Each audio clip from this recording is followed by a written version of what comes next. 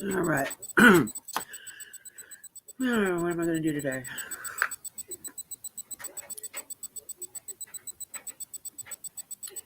See if anybody comes in.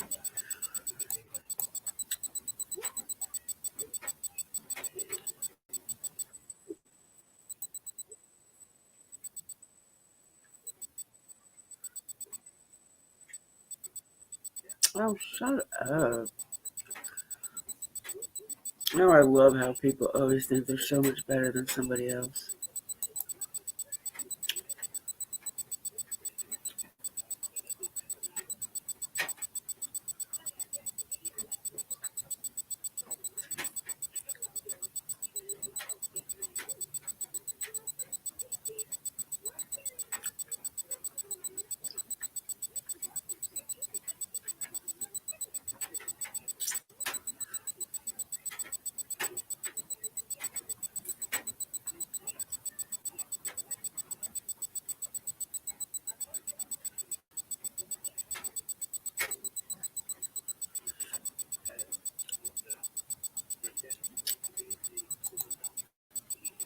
There's too much drama on these damn streets.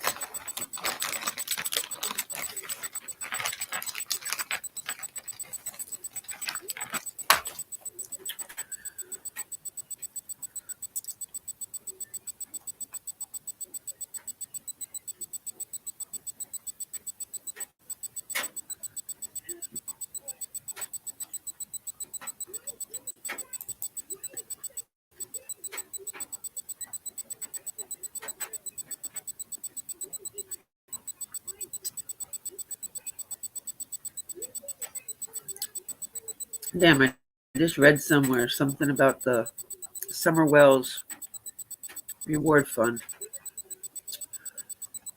And I think I saw it on Doug's channel.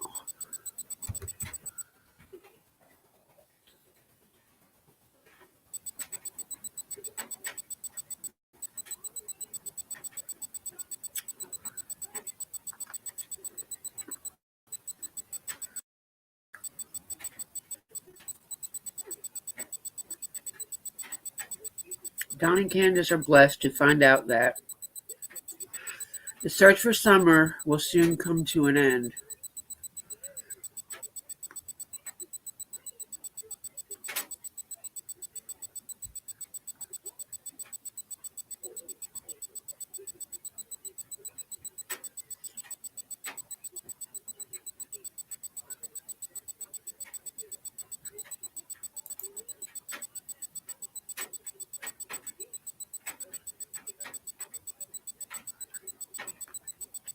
All right, maybe it has nothing to do with that one. Okay, maybe it was just the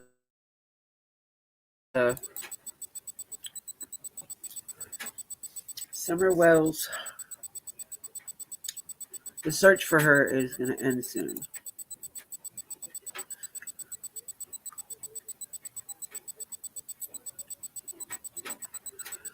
And I know even going on to that chat, even going into that live, it's going to take forever for him to get to his point.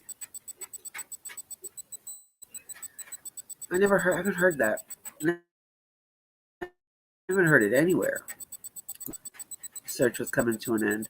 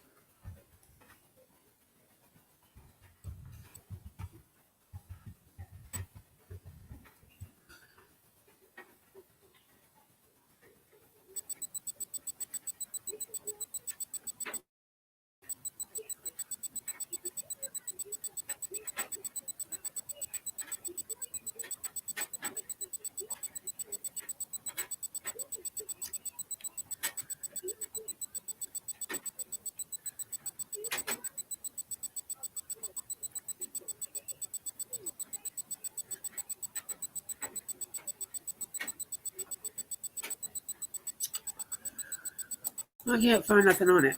Hello, good morning. Welcome in.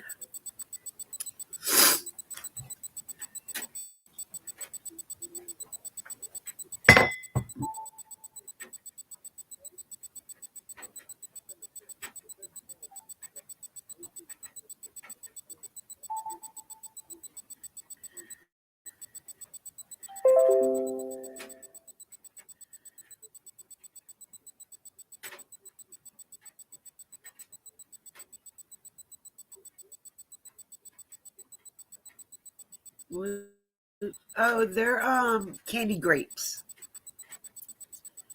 Very, very, very good. Excuse me.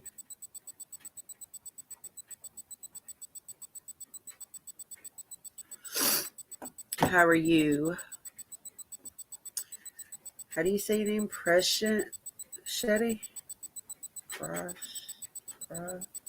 Shant Shetty. P.S. There you go. That's your new nickname. P.S.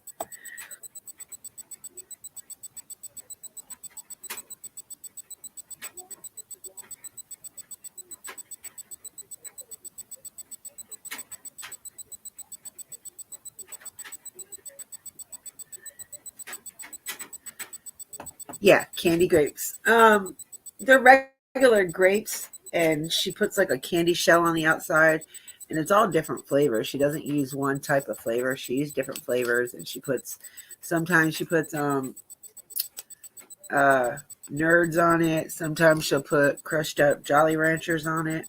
They're really, really good. They're expensive, but they're really good. My favorite is the blue raspberry, the green apple, and the regular candy apple flavor.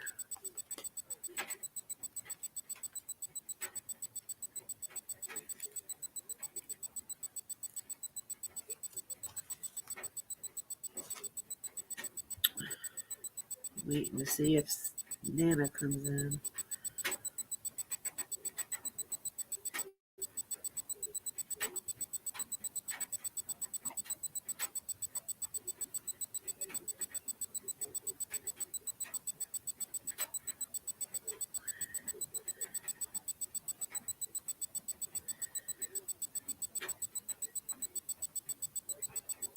But they're really, really good. Really, I don't know how to make them. I wish I did. I've tried a couple times, but it just doesn't work.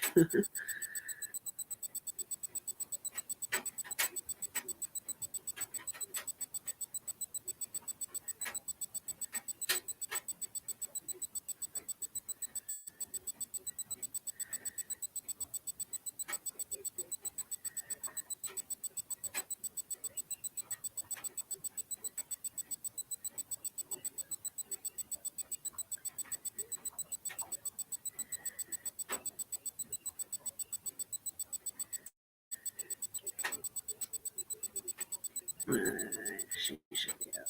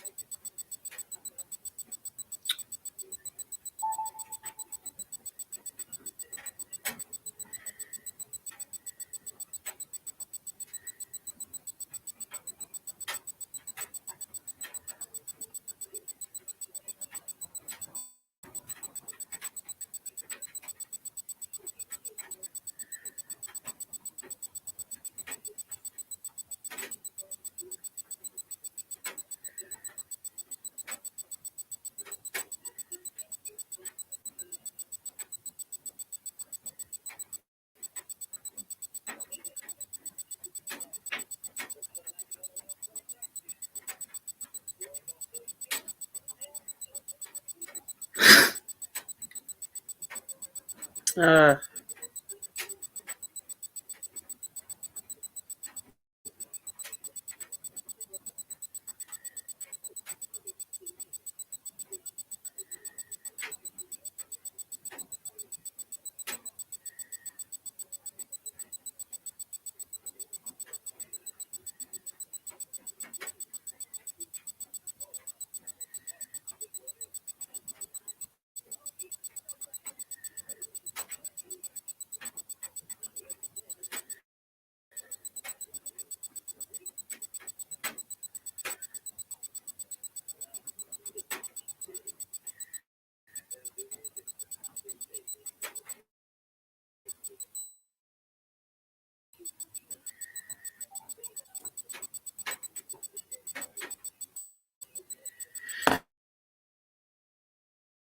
oh Lord. So Haven't seen nothing else about it but from him, so I don't know if it's true or not. I Googled it. I don't see nothing about it. So maybe it is a bunch of BS. Maybe that's clickbait.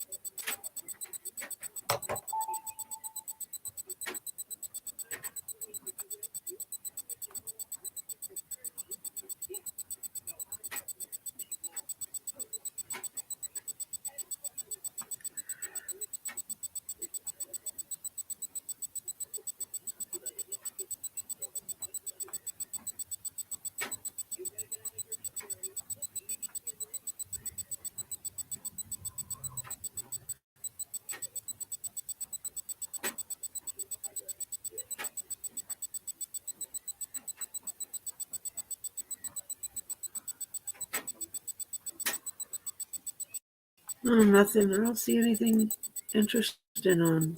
Hello, beautiful. How are you? I figured I'd let you know I was already live so that way if the babies aren't up yet, you get a few hours, at least an hour or so with me. Did hubby go to work today?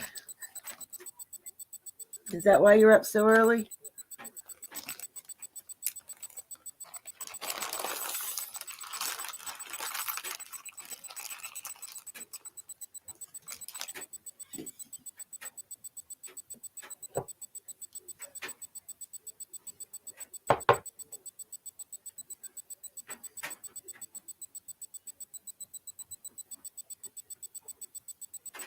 Candace, can you hear me?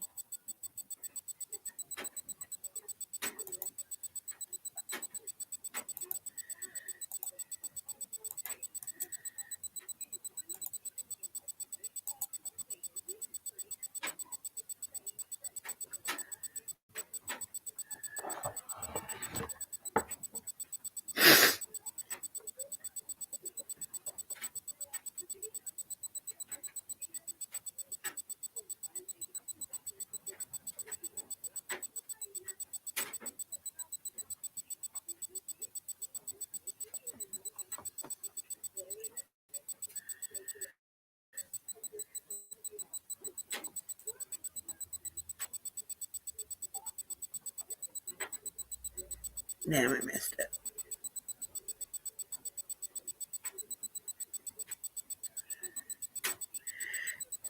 Oh, this is going to be a boring Saturday because it's all nasty out. It's rainy. It's crappy in North Carolina. It has been like this for 2 damn days now. Cold and wet.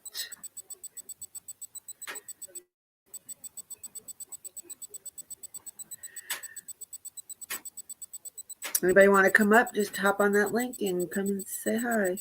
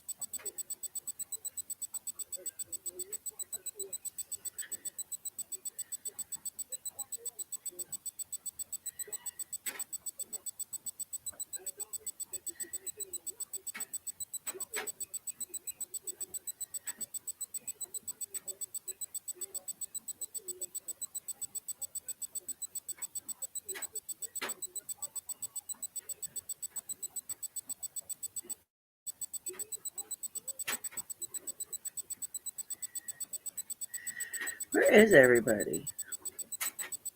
It's quiet this morning. Well, maybe everybody went out last night.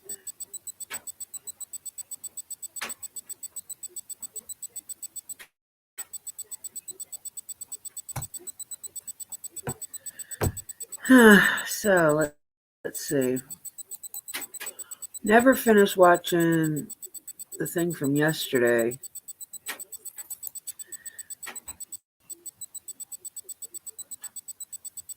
I guess we can listen to a little bit more of that. I want to listen to the phone calls from the day before, though.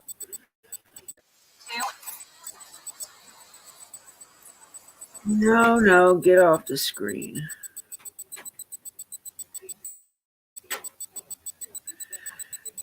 Oh, wait, I gotta do it on this one, that's why.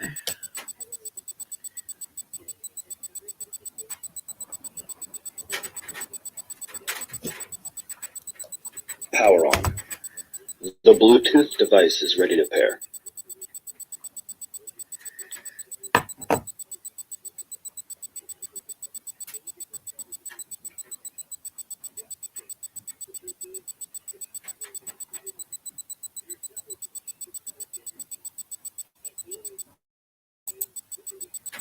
So I guess that's what we'll do is we'll listen to the phone calls from Leticia Stout again until some more people come in and we can talk.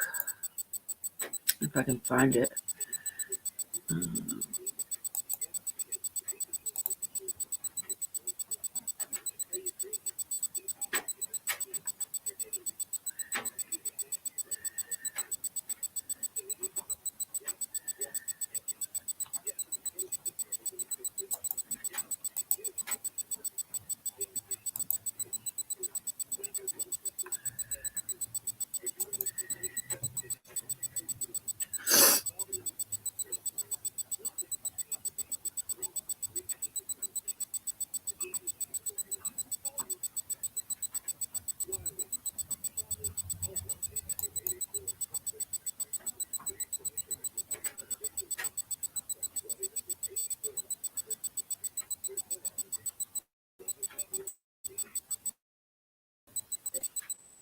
Why am I doing so?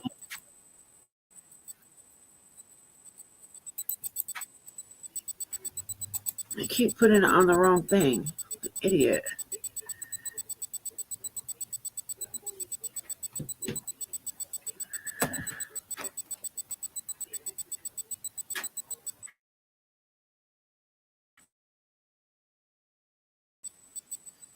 Hello?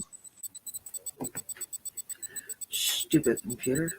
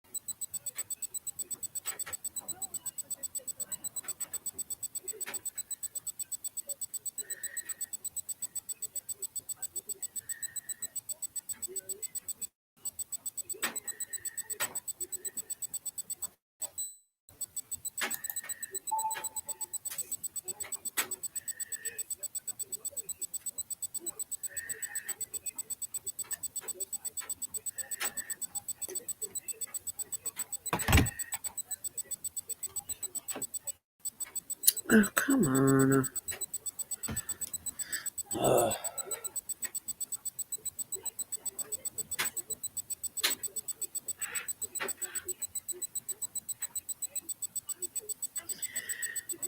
Let's see if I can work it out on this one.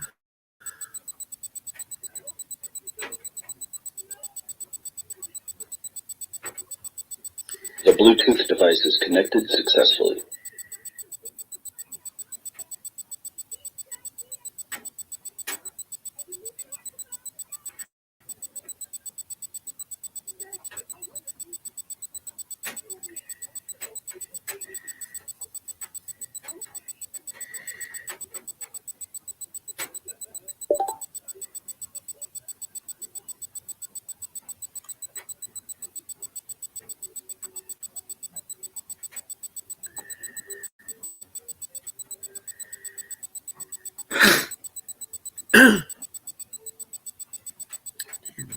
Band-Aid?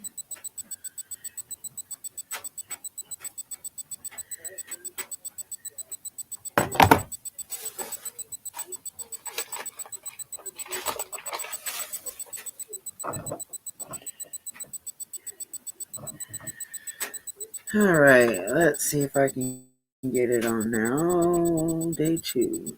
Let's see. Psychologists have discovered that procrastination isn't caused by laziness or lack of motivation, but instead it's your coping mechanism.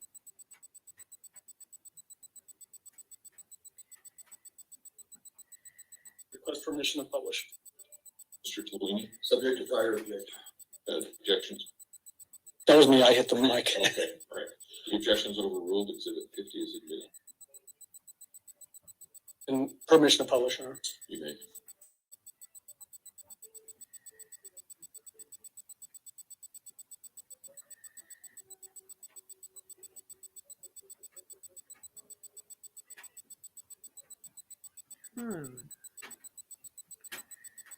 So before we start playing People's Exhibit 50, who do we see on screen there?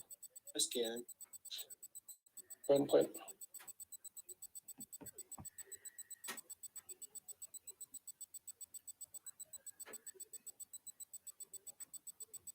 Where you at? In Hawaii, go.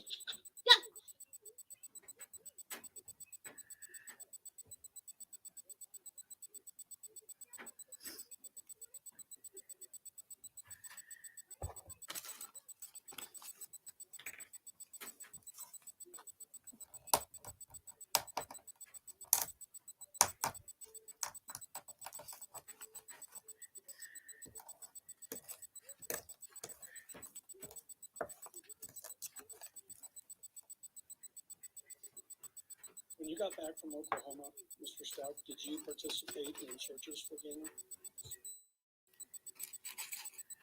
Tell the jury about what you did to look for Gannon. The first day, which would have been Tuesday, 28th, left the airport and then came home and got somewhat organized. And then there was a story about Gannon running away or walking away. And there was somebody said they might have seen him at a gas station in Fountain. And so let me ask you specifically. You don't know whether that was a true statement or not, correct? in the moment I didn't. No. Okay. But did that cause you to go do things to see if that was, in fact, a legitimate sighting of Gannon? Yes, sir. What did you do? Myself and the defendant in my truck, my red Nissan truck, drove to that gas station. I went in, I think I met the officer there, if I remember correctly, and went in and watched he allowed me to watch the footage of what boy that was alleged to be Gannon coming in and out of the store, and so I could confirm if it was him or not. Was it Gannon? It was not. It was another boy with his father, or whatever, another boy with an older man. Just wasn't Gannon. It just was not Gannon, no, sir. What else did you specifically do to look for Gannon? There was times when after the day was over, I'd drive around at night just seeing if I could spot him. That specific, I believe it was Tuesday as well, I had been downtown to the sheriff's office, given an interview, and then came back home and checked on the girls, being Harley and Lena. and then told him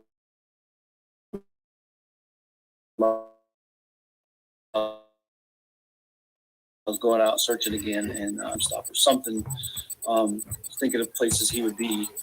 And then it occurred to me, or I remembered that the defendant had said her car was at French Elementary School. And so I never actually went to Walmart. I went directly to French Elementary School to look for her vehicle. And you previously told us that you didn't see her vehicle there. Absolutely not. I drove around the school 3 times just to make sure I wasn't missing it. Did she ever tell you where her car actually was? Never did. That was the only thing she ever told me, was that I left it at French Elementary School. At some point, based on things that you're learning, did you, in your mind, did it change from Gannon didn't come home from a friend's house to something different? That was really the key moment. There was a lot of things we've discussed, a number of them, some discrepancies in the pictures, the rental car situation. I think I had already known at that point that I had talked to my neighbors in surveillance from their house. He had never walked. Okay, Well, I think what he's describing, Judge, is what he saw on surveillance. you can't talk about what your neighbor said, but you can describe what you saw in the surveillance tape.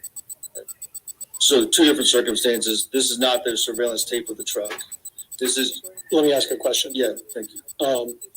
Did you have an occasion to see surveillance video from neighbors in your neighborhood? Did you? Yes, Did you see Gannon ever walking away on those videos from your house and never returning?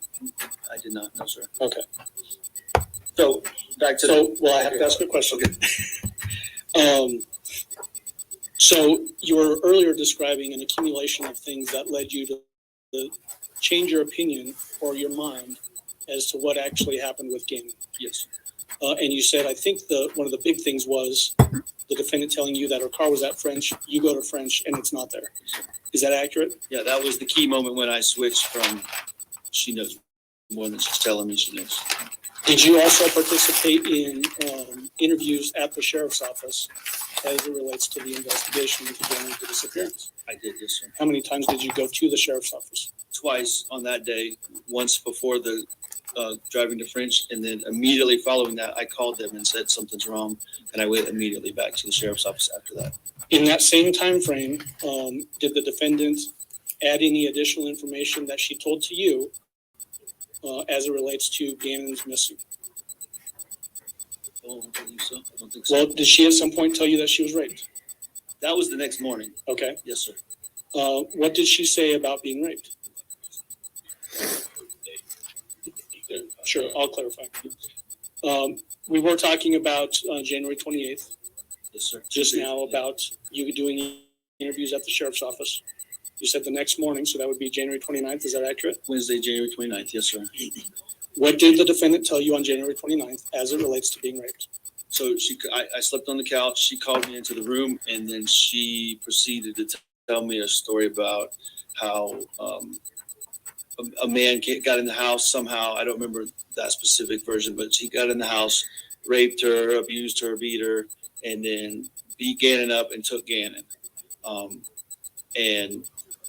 you want me to keep going on that specific? I want you to tell what she said in that particular story. Right, and then she also said he had got burned, and that, and then she said that. Well, I said, well, where's everything at? Like all the mess, the blood and everything. She said, well, I cleaned it up. I got scared, and it's okay. Well, where's the bloody mess, the clothes, the rags, whatever? Well, I disposed of it. Well, where did you dispose of it? It wasn't in the trash can at the house. It was somewhere else, and it was just this long string of stuff. Okay, so let me break in there. Sure. It sounds like the way you're describing that's a discussion that you had specifically with her, where you're asking her questions and she's responding to your questions. Well, there was 2 parts, and that's why I asked you about elaborating. The first one was just her talking. Okay. And so, but the last part that you just described, it sounded like you were describing an interaction where you're asking questions and she's answering questions. Yes, and at this point, Landon was also sitting in there talking with us as well, just Okay. to clarify. When you had the opportunity to view neighbors, I guess ring doorbells or surveillance videos, did you see any strange men on those videos going to your house? So to clarify, I did, and it was stopped because it was hearsay, but I never saw surveillance of him leaving or not leaving on foot. And I'm sure we'll get to the other surveillance later, but I never saw that. That was just what the neighbors told me. So What I'm asking you right now, Al, or Mr. Stout, I apologize, is did you see on any of the neighborhood video any strange men going into or out of your house when? I think he said he never watched the videos. He's just what the neighbors said. That's not what he said. No, he overruled.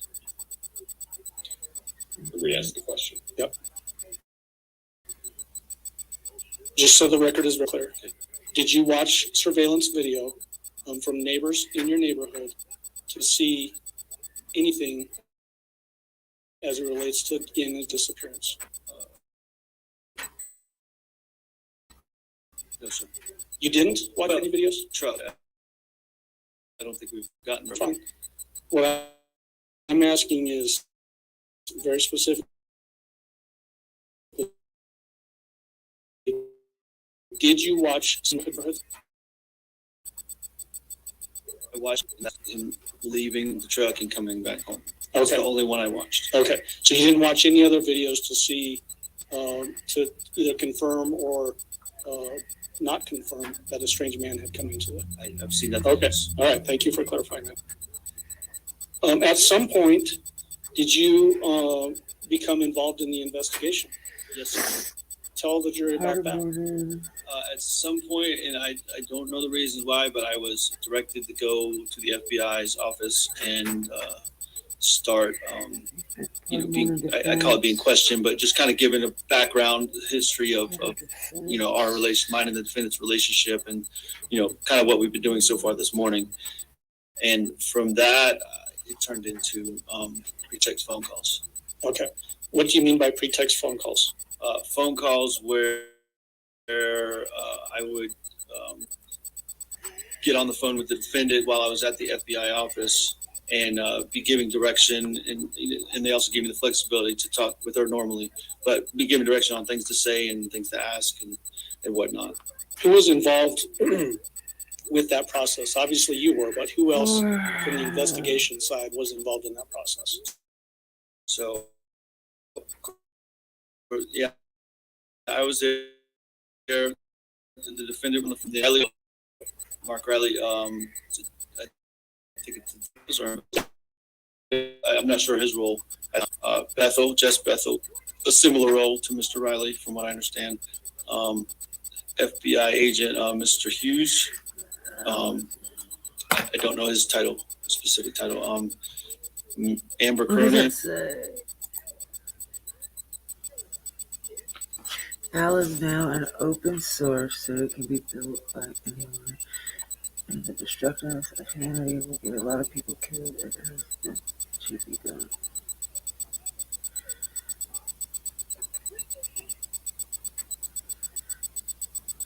Welcome in, Lord.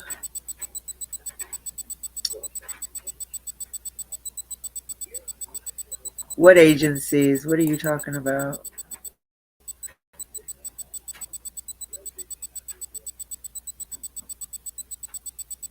Hello, Maze.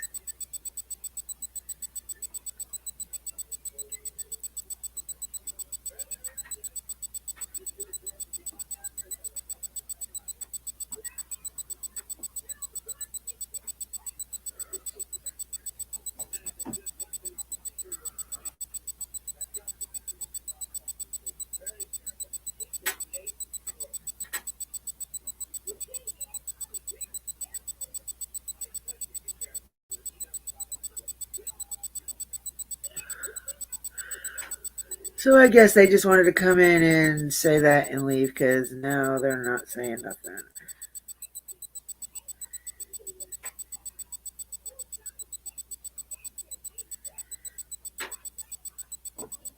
Oh no, here we go. No one will be able to fight Al as it can make fun of him. What are you talking about? Like, I'm confused. You're confusing me. Who's Al?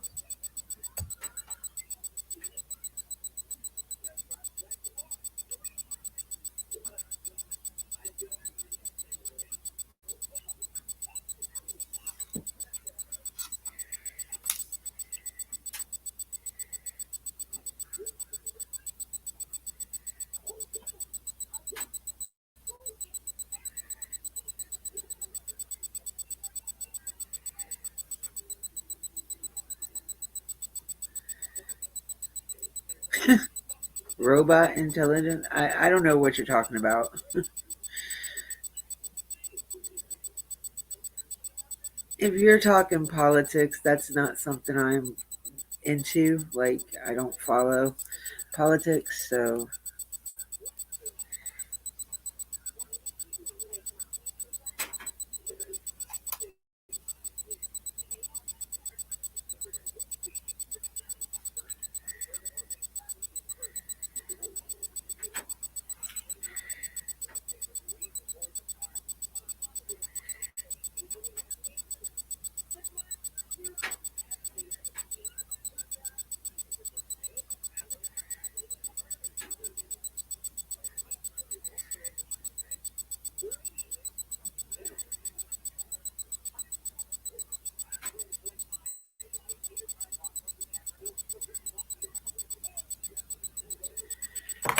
okay, that was very weird.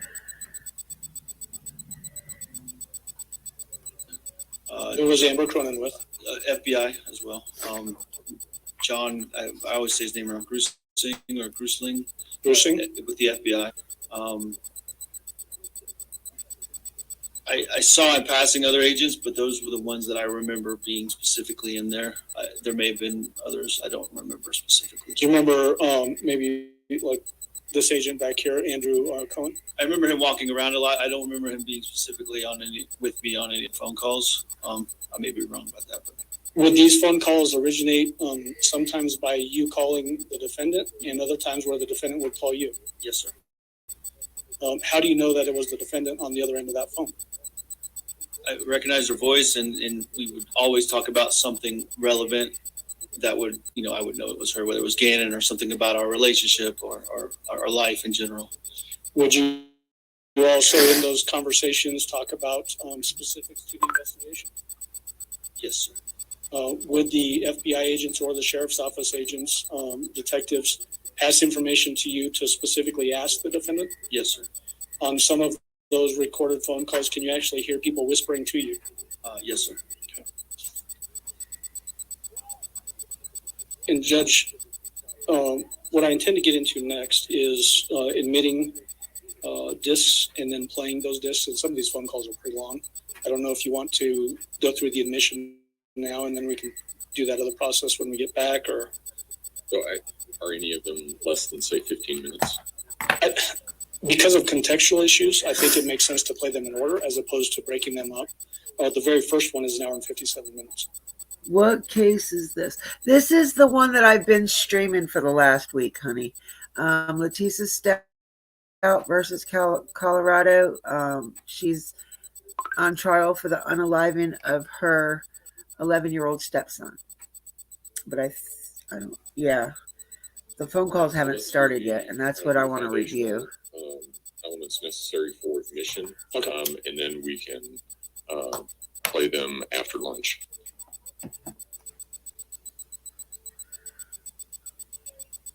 And probably just admit all of them at the same time, Yep. and then go from there.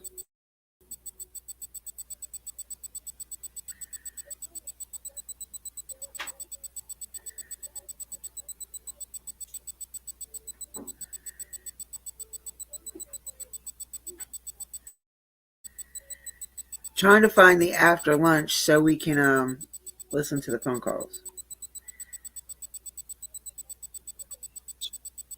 The house. Not on that first time. I think it was the second scheduled time, but she did. Who did she come with? The defendant came with, herself. Harley came, her mother, and her brother Dakota Lowry. What is her mother's name? Deborah, I don't remember. I don't know exactly. Okay. What his name is.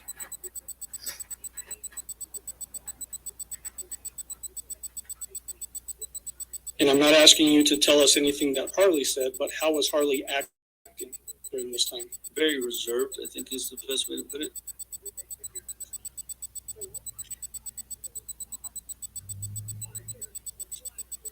As far as people that were already in the house at that time, not talking about who came with the defendant, but who was at the house, separate from that group, who was at the house? My brother Les Stauk. I think Landon would have been there, and Veronica, the deputy. Veronica being Landon's aunt. To clarify, whichever deputy. I think it was Berklich. I'm not 100% sure. I was there, of course. I think my sister Becky would have been there as well. Rebecca Lynn. I think that's it. Where was Lena? Elena as well. Yeah, Elena was there. Thank you. Were you watching what stuff was being carried in and out of the house? I stayed in two main areas. I stayed in the kitchen for a while, so I did see, when I say traffic, coming up and down the stairs from Harley's room, bringing stuff. And then I went into the bedroom at one point while Tisha was gathering some of her belongings. And I do remember the deputy followed me in there. He was in there as well the whole time I was in there with Tisha. So, the defendant, excuse me. So that suitcase that we talked about earlier, that green suitcase, did you ever see that come out of the house on that day? No, sir. Did you ever see it come out of the house in relation to this investigation? No, sir.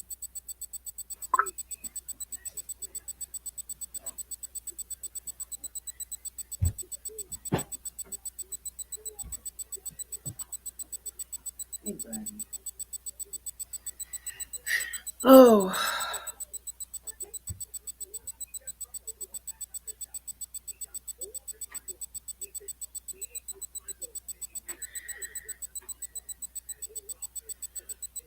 Once she moved her belongings out of the house on January 31st, how would you communicate with the defendant after that? Through text message, there may have been, and I'm speaking in between the period before I started the pretext phone calls. There was text messages and I believe some emails and possibly some phone calls as well. I don't remember specifically, but any version of those three, I think, were in play. What about in-person conversations? I don't believe I ever saw her again after she left until I saw her in the courtroom. Okay. During that particular time frame, so from January 31st until we start into these pretext phone calls, did the statements that the defendant was telling you about what happened again and ever change? Yes, they changed in, yes. In what ways did they change? Different people were accused, something happened again and at different places, I think I'm mixing up some of the pretext stuff too. So I'm trying, I don't know, but yeah, there was different stories told. Okay. So. And so we're going to get into the pretext phone calls, obviously, and that we'll actually be able to hear those things. What I'm trying to do is just get into what you're thinking happened based on what you're hearing from the defendant. And so you said that there was names being mentioned. Let's say yes or no. Yes. Okay. Do you remember any of those names now? Yeah, I think one of the first ones was Eduardo.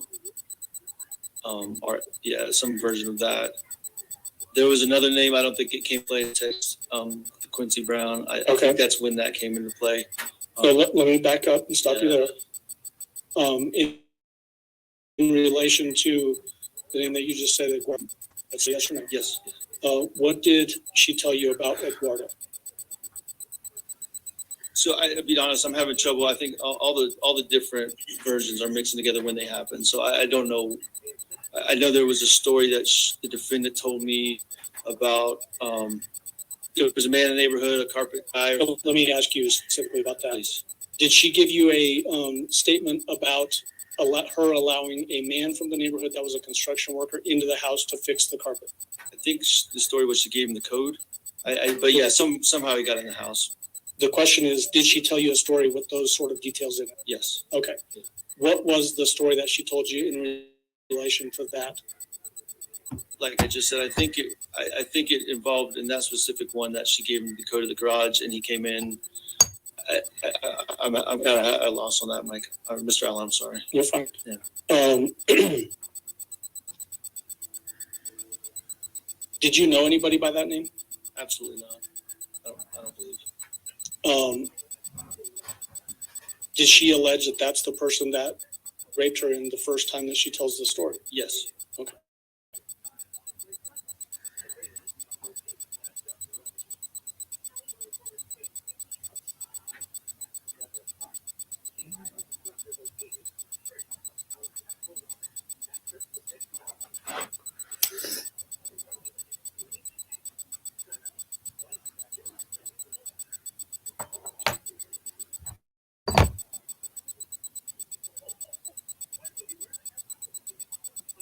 Now I want to jump into these phone calls and we're going to have to reconnect our computer. So just a moment. That first, Oh, you idiot. Recordings just got back. Hold on. Hey, it's Dana. I hit the wrong button. first pretext phone call.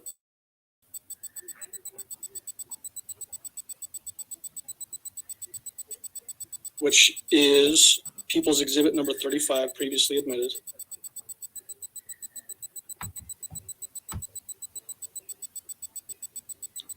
Who was on that particular phone call? It would have been It's myself. not, yeah, it's not tricky. Yeah, it's was you myself on and the that? defendant. Yeah. Okay. And then there's other people that are feeding you information to ask them. Yes, sir. Okay. Now, at this point, I would ask to permission to publish People's Exhibit 35, this is that longer phone call, an hour and 57 minutes. Because there's so many, what they'll need to do is when we stop one and begin the other, we'll just have to tell for purposes of the record what it is that you're doing. Yeah. And what I intend to do, Judge, is play it for just a second so we can hear voices, have Mr. Stout identify who those voices are, and then just let it play from that point. All right, that's fine.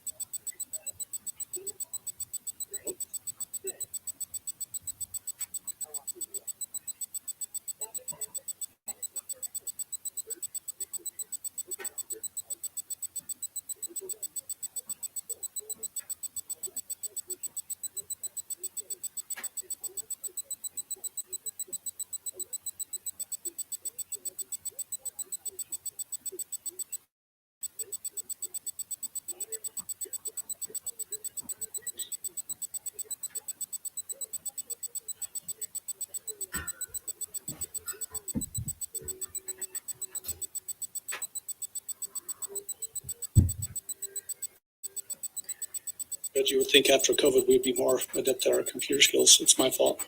All right. I'll have our technological issues, but it's not mine.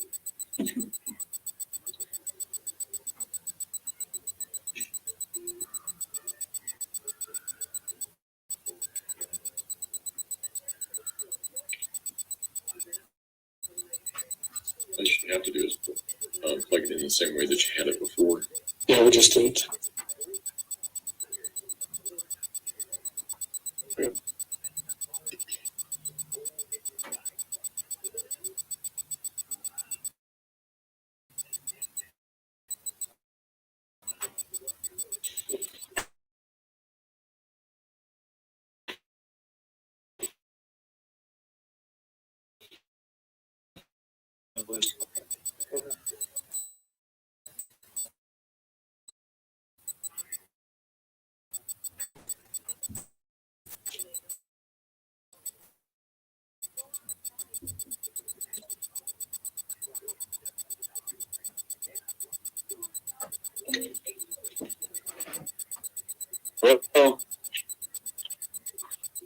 Hey, Voice is up. the defendant's question. Judge, at this point, we'll just let it play.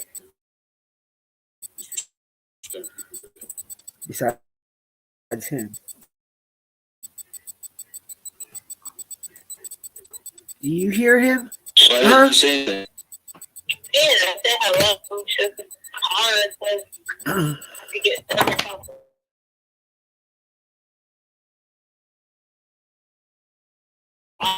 Wi-Fi.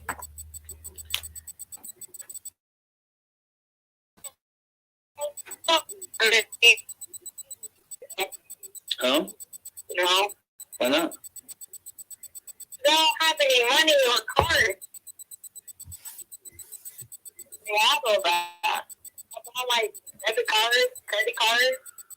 Who has all that? They have it from my car. I don't have anything from my car. Oh, you didn't have it with you? I did. I had my purse with me, but they took my purse and they took my Apple Watch and all that. They took everything I had possession on. Why did they do that? I guess the same reason they took everything that was in my book bag and all they car. I mean, they even took the ball paperwork and the social security card and my birth certificate. My passport, which is why I can't be at the airline because that's my passport. You're not working at the school anymore? I thought you had the early college thing going on. Right. They took my laptop. Then they took my car. I called them and said, hey, I don't have one to get to work right now. I'm going to work on it. I should have a car back in a day or two. I'm still waiting, and I don't have a way to get to work. Sure as I got my place out in Denver, and I don't have a passport because I have to have my passport and my crew badge to get on DIA. So you still They don't be kidding me of it. there's no one like the police or whatever? I called the evidence department several times and just been like, can I at least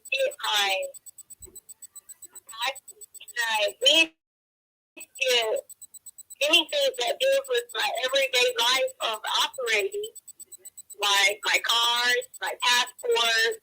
And then the guy was like, well, why do you need your passport? I said, no, it's required by FAA to have it with you at all times, or you cannot even get to the airport, can't do anything. Yeah, you told me that. I forgot. I'm sorry. I just want to get my content like that because how am I supposed to work if I don't have any of it? Yeah, I know. Please on hold. Please wait for your contact to return. Hello?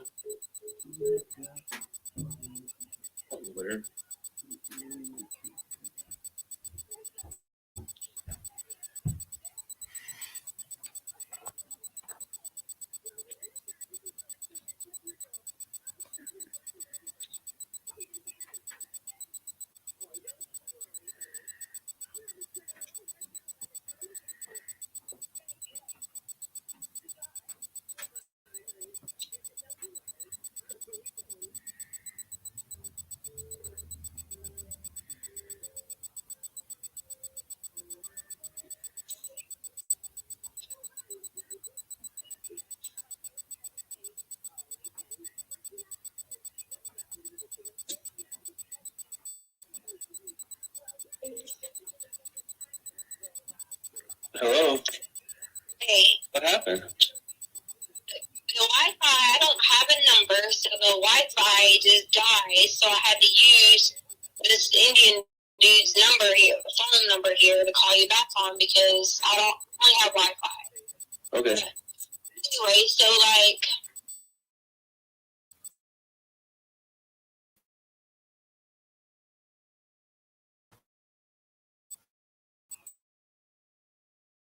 I'm not into that stuff, so. Because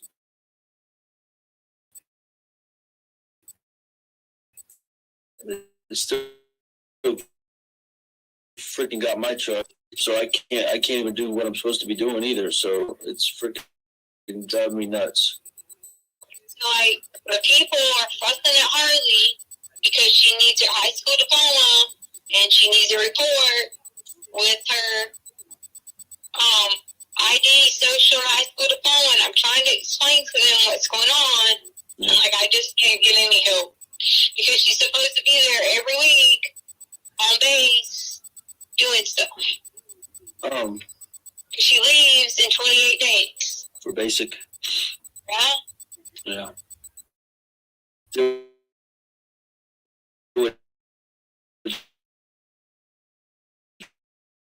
Did anything ever happen with that job? That new MLS? But we didn't have a way, so we explained that to him. So we didn't have a way. We don't have a way to get on base because they have IDs. They have everything. It's in the book bags. Everything. Okay. What were you talking? What is C? What was that thing you said you called? I just popped in my head. CIB or something? Yeah, you guys. I'm trying to talk to you about like help, and they're not. I'm not downing or talking about anyone, but they don't need to be the lead agency if they're not going to lead. So the Colorado Bureau of Investigations can even look at it from a different approach. So I called the Colorado Bureau of Investigations and I talked to someone and they're going to call me back. What did you tell them? I didn't say anything bad about anyone. I just said there's a lot of key things that they're choosing to leave out.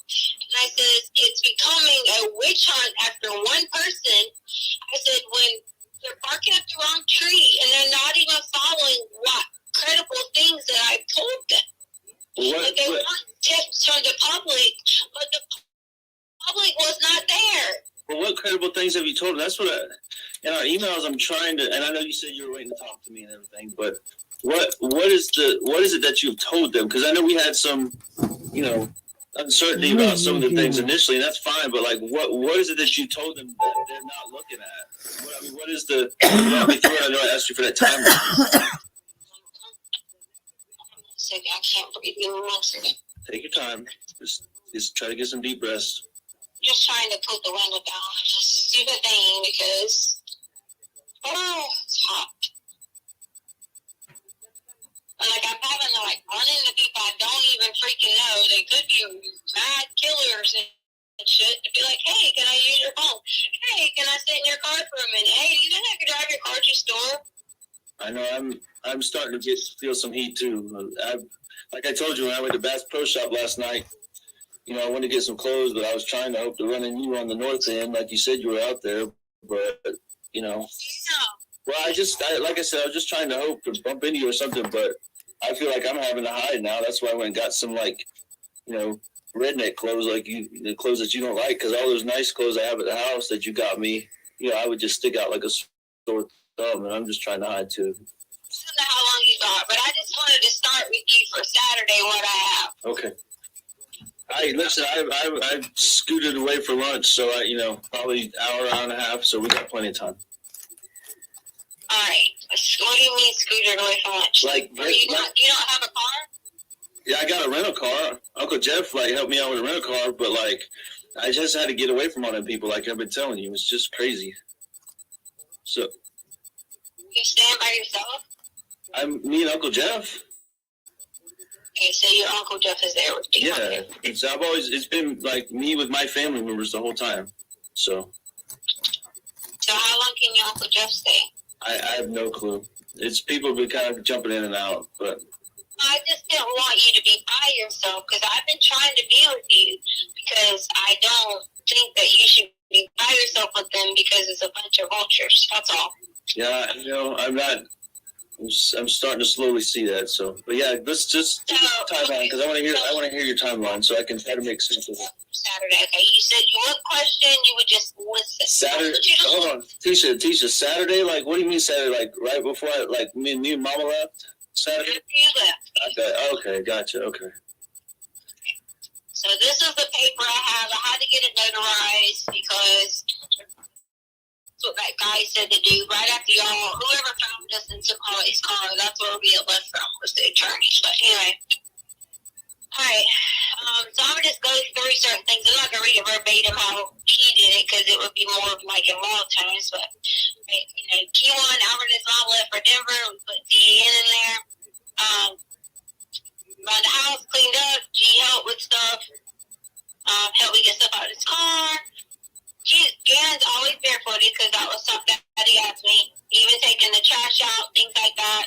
trash out.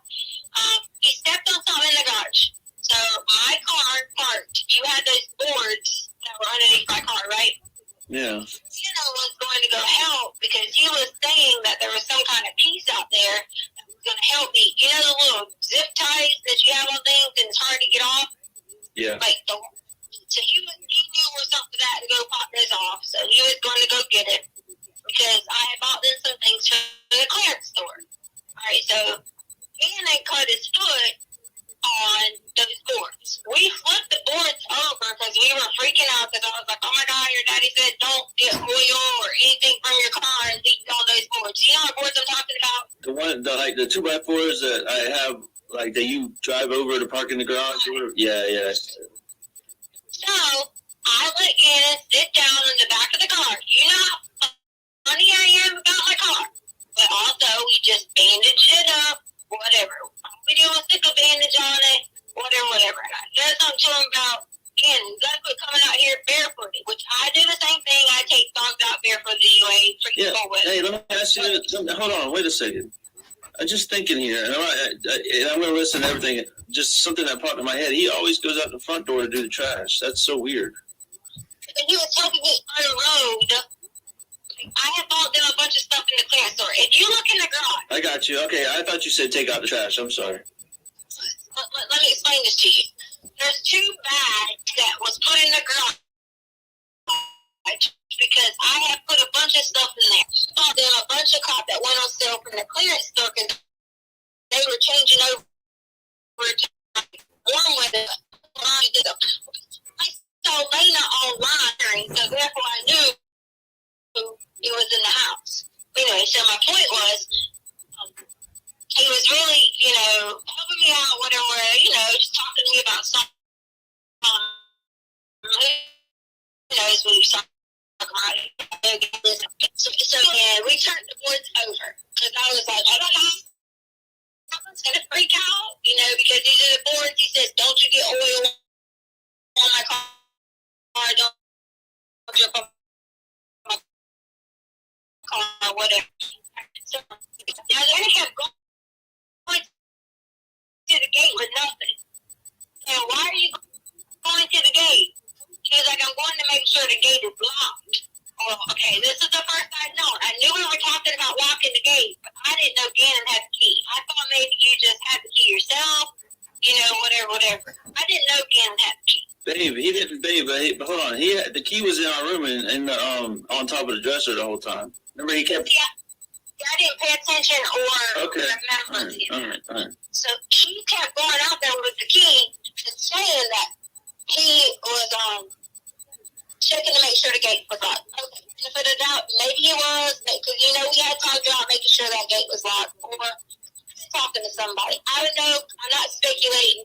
I know I got on him about, hey, doing this. Yeah. So underneath there was a rug. That rug that we stepped out on, it was a rug. There was blood on it. I walked on it, and I was like, yeah, we probably should just throw this away and find a new rug to put out here. So What rug are you talking about again? So the one in the garage? right. Yeah. When you step down, there's a rug. I said, we probably should just throw this away. Said, because we can always just get another piece or another rug, or I'll go to Dollar Tree and get a rug, whatever. I got you. Okay. So that was that. It said, then in the next section, it says, I replaced rug, blah, blah, blah. Okay, yep, ma'am. Okay. And then it says, we came in out, and he immediately ran downstairs to the room. So then I kept going down there, because his door was locked. He said he was keeping Lena out. Which I didn't question, because they always get one minute they want to play with each other, next minute they're like, get out. Okay? So then I sat on the sofa and put on the Peloton piece, because I was going to ride the bike again, because my friends said they were going to redo a later time that we could do the bike. Gannon kept coming in there saying, are you going to stay here? Are you going to stay down here? Are you going to stay down here? I took it as if he was like excited I was going to stay down there and, just be able to run around and do whatever. But then I had to go upstairs and help Lena, yada, yada, yada. So I got on my statement, it says I was back and forth, but came back when I heard a loud noise. So there was a loud noise that happened downstairs. So, of course, I run back downstairs and realized, or so I thought, was a a box or something fell over in the storage room. Sounded like something was really loud in the storage room. I assumed that it was a box. He had his door locked, so I knocked on the door. Of course, I'm like, hello, because I hear a lot of noise. And so he opened and said I couldn't come in. And I was like laughing. I'm like, why? And he told me he was doing something. I don't remember what he told me he was building. I'm sure it was something about the toy cons or joy cons or whatever. I didn't think anything of it. Just, okay, he's building something, whatever. But the buzzer have noise, and he was in his room.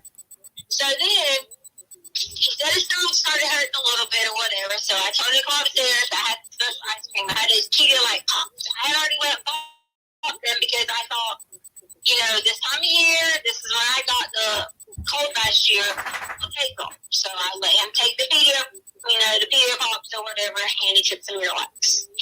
So that was a normal day for Saturday. Like, you were already, you know, going on. You probably already got your plane. We all laid down, blah, blah, blah, right? Right. What about Saturday? Yeah. Christmas. Sunday, right? Sunday, we talked to you in the morning. Remember I told you, I sent you a few messages, and I was like, hey, we might go on a hike, whatever. Everyone's going to get dressed, you know. And suddenly you started this about Kobe Bryant. So then, of course, that delayed it because I'm sitting on the sofa crying, trying to figure out, like, oh my gosh, Kobe died. Is this true? Remember I messaged you. We talked back and forth about it, whatever. Yeah, I just got into the airport at Loudon when you told me that.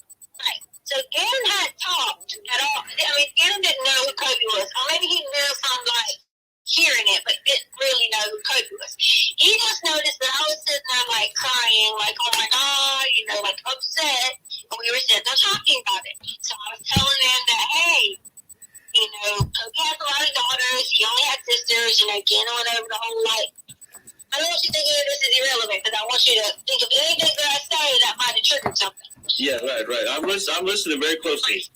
But then we were talking about the daughters, and I was like, yeah, he always wanted a boy, but he never could have a boy. He had daughters, blah, blah. So then I let him in on a little secret, which I already told you over email what it was. Okay, I don't need to say it again. You already know. So me and him were talking about that. He was kind of like, really? And I told him, I said, yeah, you know, like I lost a lot of babies. I said, it was kind of hard. I said, you want one thing and it don't ever happen. You know, I felt like I was in a situation to talk again about this because you're upset kind of about Kobe.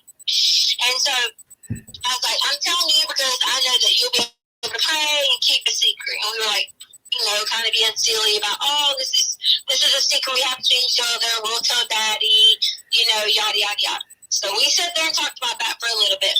So then Ollie got called into work. So I was like, crap, we had everything packed, ready to go on a hike, had the Yeti, had everything. We were going to plan on staying for a while and then go get dinner.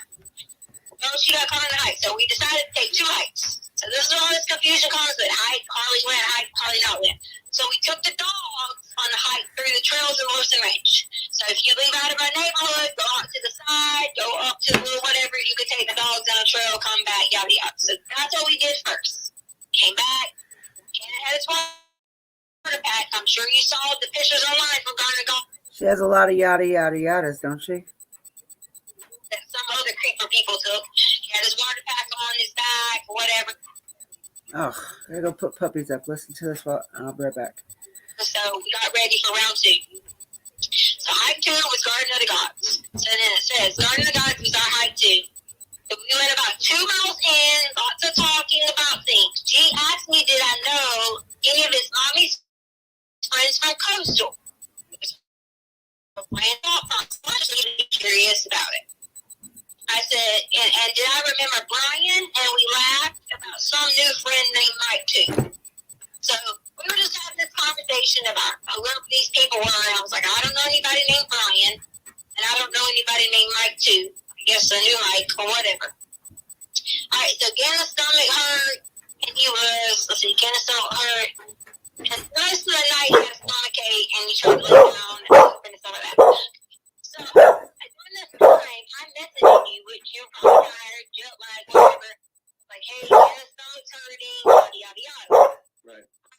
If it happened regularly, you know, he would get, Yeah. you know, whatever. He asked me about the bath salts. Still, I haven't talked to you about it yet, didn't know whatever. He took a bath, and then I gave him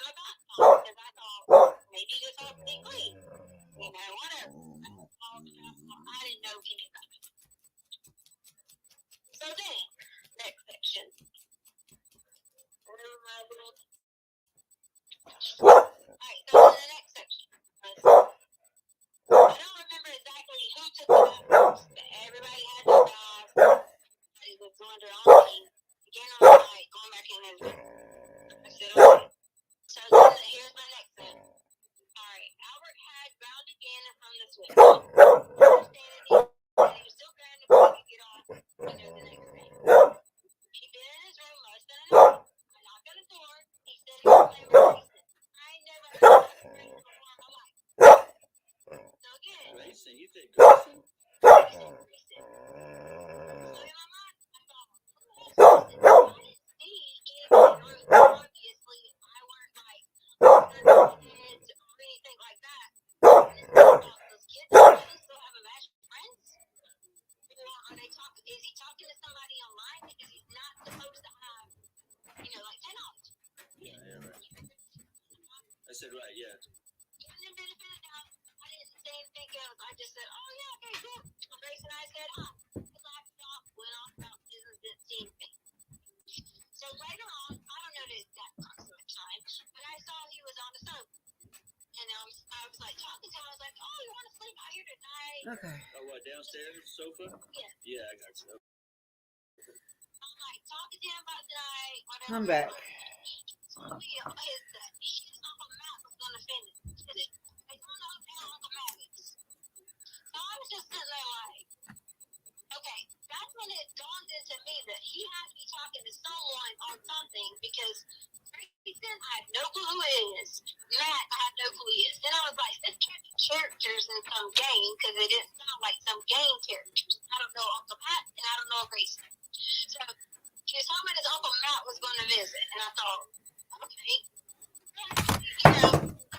trying to be sensitive to the fact that I know that he probably has friends, family on the other part of the country that maybe he was missing or Come here, baby. Eva. So again, I was like, Come boy, here. yeah, so again, that's my statement. So again, I was like, boy, you need to stay off that TikTok. You're being silly. Because I already told him he needs to stay off the TikTok. He was being silly. All right, so I went upstairs. He was on the sofa to watch TV. I told him I'd come back later with him because he wanted to watch something on the show, but I had to get Lena ready. And I promised him I would let him stay up 30 minutes later. So, I was upstairs, getting Lena ready for bed, yada, yada, yada. Well, then, from nowhere, the alarm is going off. It didn't start with anything other than the alarm. Lena had laid down. I went in the room. I was sitting there with the dogs. I don't remember exactly what I was doing, but I was doing something on work. I hear the alarm go off. So I walked in the living room, hit the alarm code in. And I'm just like, and it stopped. So I thought, who in the world, on the alarm code? And again, it kept going. And then it started fire. It was yelling loud, fire, fire, fire, fire. And I'm just like, fire? And I look around, don't see any flipping fire anywhere. So as this goes on, I'm like, okay, put it in again, it stops. So I'm like, okay, I might get on the phone with ADT because something's wrong with this thing. Remember when we were out of town, the neighbor said she smelled gas, nothing was going off, but then they didn't find anything. Yeah, right. So I was thinking maybe it's something to do with this. So that was how my whole process was. So then, at that point, I was like, the carbon monoxide thing started beeping. And I ran in there when Lena was at, and I said, Lena, are you asleep? Because I knew, unless I was under some adrenaline rush, and this is not being mean, he would just get Lena up and yank her out of bed. But luckily, she fell asleep all the way. I said, Lena, because I thought I was being crazy. I said, you hear that? It said fire, right? She's like, yes. And so I grabbed Lena, run her outside, run her with the dogs, give her the keys to the truck, throw them in the truck. And I run back inside. Run back inside, still don't know anything, and then remember, oh my God. Sorry that for a second I hadn't remembered that because I was trying to still figure out where the heck who was at. So I run back downstairs, and I was coughing and choking and couldn't get through the smoke part. Back to the garage. You had these little mouthpieces that you could put over your mouth. Yeah, dust protectors, right? So I grabbed one of those, put it over my mouth, ran back downstairs, and when I ran back down was fine. I took the cover. There was a whole bunch of tons of cover that was inside that little tan thing and Gannon had on or whatever, and I just dropped on him. I don't know if that was the right thing to do. If it was the wrong thing to do, I'm sorry. But I just jumped on it and kept jumping on it, and like Gannon was right in one of the covers. So Gannon did burn his arms. It wasn't bad. It was like that's like, you know how you get a little bit of oil on it and it's just like underneath the skin, but as long as y'all peel it, it's fine. Yeah, but hey, Tisha, which arm was it? Both arms or like this inside? I mean, but like, how was it? So, because I remember we talked about that before a little bit, but we never got it. I feel like it was across the arms. Like I feel like it was, and I told the investigators this. I said, and I don't want to skip to this part, miss this part. But remind me that. Say this later. I told the investigators later that I said I probably should have looked a little more in depth at his arm. What if he's hurt? Yeah. Just because it could have been, you know, like, he wasn't complaining like, oh, it's hurting. He wasn't saying anything along those lines, but I should have looked a little bit more in depth. Honestly, we ran. So we ran out. I'm sure they got the footage of us. Me running out first because Gannon was grabbing his cover, running out behind there because he was falling. Hey, what time was this? So I can maybe tell somebody to look at the footage. Well, I mean, I told them originally, I don't have access to the ADT now, but Yeah. Because the ADT said it had an alert for fire. So I would imagine whenever that alert went off from ADT, it would have been within that few minutes. Yeah, like fine, I got you. 15 minutes. Hey, tell me about it. So, I'm really concerned about these burns because, you know, he's freaking hurt. Like what were they big? Were they small? Like what was it? Was it from the candle wax or what? Let me get to that part. It's not going to worry you in a minute when I get to that part. Okay, because I'm freaking out right now because. Understand. So when he runs to the car, he runs in because I'm running. He's running behind me. I'm jumping your truck. Always jumping your truck because the keys were landing.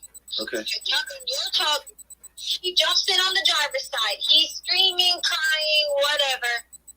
Lena's in the back seat with the two dogs. We turn your truck on, and we drive the hell off.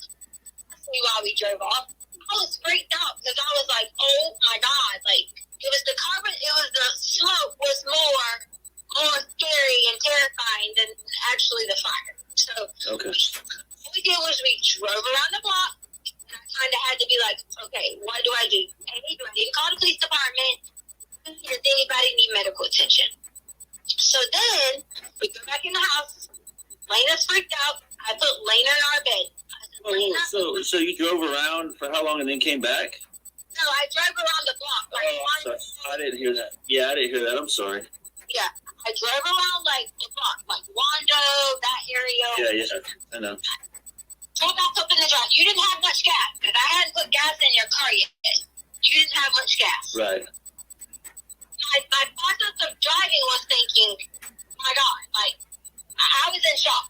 So I put back in the driveway and parked. We all get back out, go inside. Lena's freaking out, crying. We're both, Lena and I are standing there looking at Dan. At that point in time, I didn't see anything on his hands, arms, or anything other than take your hand where you're holding your phone and look on the insides where the edges are. Right there had little bubbly spots. Okay? So they had bubbly spots on both sides of his arm. And I think that was from when he grabbed the cover and I was trying to grab him up and he came down with me with the cover because he was like latched onto the cover. Yeah. And I was trying to grab the whole cover. So from the inner part of his arm had these little bubble spots. So you said both sides, or is it just the inner parts? I'm just trying to, because this might be key information. Both sides, left arm, right arm. I got you. Okay, so both sides of both arms. From what I remember, both sides of both arms, because he had when Gannon was laying down, I grabbed him to get him up. Because I remember it was that Oh God. one of the covers. I grabbed him to get him up, whatever. He gets in the car, whatever, we're talking. He's explaining to me that he saw I was coming and he was grounded from the switch. So he thought I was coming, and when he thought I was coming, he knocked over the candle Okay. because apparently he was playing the Switch when he shouldn't have been playing, which is fine. What is it? Yeah. But he had the candle on the couch, I guess, right? No, he had Oh. sitting on some kind of little, that little white thing that was sitting next to the couch. Okay. Oh, I got you. I don't know if the candle fell over. I don't know. I know that when I got there was a fire, and it was on his cover. So I was trying to What are you rip the looking cover for? out of his hands to get him up and like jump. What are you looking for? They have pictures of where there's burn marks on my elbow where I jumped on the fire. You pretty boy. So we get in the car, Pretty boy. and he's crying and screaming and telling me he's sorry and he don't want to get in trouble because the switch. He was on the switch and he shouldn't have been on the switch. And so we drive around the block and I'm like, it's okay. We'll figure it out. Honestly, I flipping lost my mind because I thought in my mind, like, had I not gotten downstairs when I did, had I not heard it or the alarm system or covering outside or whatever, could have hit that couch. I don't know that I could have gotten again. And that was my biggest thing that my brain was sitting there like freaked out on. Come back inside. Lena's terrified. I said, Lena, you lay in the bed. She's laying in the bedroom. And I was like, he doesn't want to go back in this room. I said, okay. Well, he said yes. He started to say he was cold and had a little bit of shiver. And I took him and put more now. Even though I made her clothes off to go through anything, but I asked was he hurting? Would be like, oh my God, emergency or things like that. I didn't see anything like that. But if his arms was bubbling, that's not an emergency? Well, it had broke skin, like it was just like broke skin or whatever. Okay. All right. In my mind, I'm like, okay, let's evaluate the situation, tomorrow and see or whatever. It wasn't burn marks like carpet burn or like, anything like that. It was bubbly. And I told them for that. I said, I probably could have, got him in the car because in my mind, in his arms, I didn't see it as a bad thing. I just knew he was like, it's not hurting. We put aloe on it, and I assumed. So then we put on the light. He lays down in his bed. He sleeps in my bed. Our bed. Charlie comes home. I go in, and I'm telling, like, I had already prepped Charlie for what was going on. I was like, hey, don't panic when you get here. I was like, there's smoke, out, smoky, Gannon, this happened, yada, yada, yada, yada. I was scared to go to sleep, so we both went in there and checked on Gannon. We went in there, we gave him water, and lay in his bed. We gave him water, we set him up, we were like, you okay? He was more scared of anything. And so I panicked, of course, I was like, what, someone said something because I said sell the couch. I wasn't talking about sell the couch to fix the daggone carpet. I was talking about, like, I would get rid of that couch and get a new couch. Don't panic. Like, my point was, honestly, I wasn't even going to tell you because I was like, Gannon was scared of being grounded with here. And I was like, I'll buy a new couch. We'll fix the couch. We'll replace everything in here. Don't worry about it. And that was not open. As long as you promise me you didn't do it on purpose, you didn't purposely do this to hurt yourself or hurt somebody, we will fix it. And that's how we ended on Sunday. So Gannon was still like, upset. He was not only emotional about the situation, he was hurting. So that's where we were at with Sunday. Okay. You give us 1 second to pee. Yeah.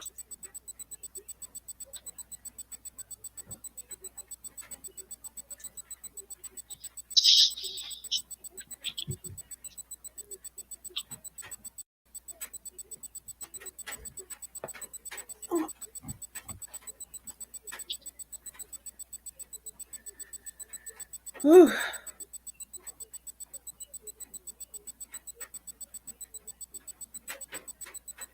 This is some phone call, y'all. Okay,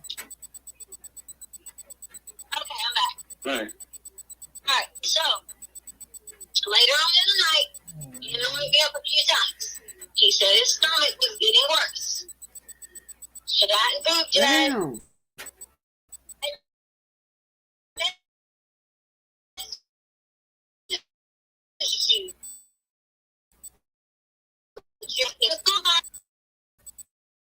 I think you probably were still asleep. You might times in the bathroom. I was like, okay, I wrote you back. I said, I'm just going to make the decision. Again, I can stay at home tomorrow because he is so terrified in the plant. So the next morning, I called the nurse's line and I asked the nurse's line about, No. about his stomach and giving him Miralax and yada, yada, yada. You talking about the TRICARE nurses line? No, the urgent care nurse's line right in front of Fountain and whatever that road is. I got you. So I called them and I said, hey, I know typically people are constipated, you give them Miralax, yada, yada, yada. He hasn't really went to the bathroom and gets blood coming out his butt. And so they just basically explained to do the best she could to get him to pass, and if not, we needed to call our care provider, whatever. They started beating me up over that, saying you didn't need to have a referral to do this. That wasn't what I was trying to say. I was trying to make the point of, does the boy need to have, anything done, or can I just give him, an enema or something like that? Because I already talked to him about that. So if this don't work, you want me to give an enema or something, because it was a big old turd he was trying to get out. Yeah. So then, I'm born. You were like, I said, Gannon, I'm going to stay at home with you today because I don't want you to stay by yourself. Remember, let Gannon stay by himself. He's been responsible, whatever. But in this state, as in his state that he was in, not feeling well, stomach hurting, bubbling a little bit here and there, and being embarrassed, I made a decision that it was not okay for him to stay there by himself if he was sick. If he's on normal terms, taking care of his sister, playing the Switch, doing his thing, then that's fine. But I said, Gannon, you're going to need to go with me. I said, there's a few things I need to handle today. Yes, you want. And I was going to look at a bike for you. The guy was on Craigslist because he had this bike, like a touring bike. And I said, so we need to look at this touring bike or whatever. And that was Monday? Hey, so did you give him Miralax or the enema or anything like that? What else did you give him? I have in this notes what day I gave him Miralax. All right. Trying to prove regularly took, that was the bath salts day, to Saturday. Who had Miralax on Saturday? Yeah, here it is. I gave him ice cream and said it had special stuff. Because I was telling him it was really those Pedialyte ice cream. Yeah. It took Miralax. That was on Saturday. So, hold on. I'm trying to just, because, obviously I to death about his little arms. Oh, Lord. Did you rub any cream on it or give him anything for the pain or did he pain medicine or anything like that to help him? Pain medicine, because I didn't have any pain medicine gift. What I gave him Hey, was Discovery. green Halo. What'd she say? Who and what are we listening to? This is Letisa Stout. She's on trial for accused of unaliving her 11-year-old stepson. Sorry, my cat is tripping over here. And I'm just trying to make sure my dog doesn't get all anxious and want to eat them.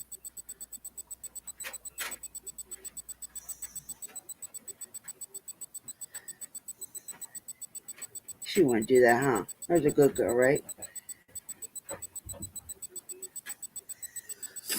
But anyway, yeah, this is Letisa Stout. She's this is a phone call between her and Gannon's dad, her ex-husband, Al Stout. She's going over her timeline with him. And this is a long timeline. It's almost a 2-hour call.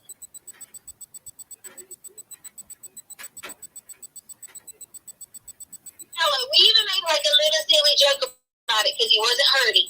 Remember how I was wrapping Sadie up with the little thing? Yeah. I wrapped it around his arms too. Oh yeah, the little bandages or whatever. So I put the green aloe on it, and I said, "You can, we'll do you like Sadie," and we laughed about it. Yeah. Laughing about it, being yes, it hurt a little bit, but being silly about it on his arms. So that.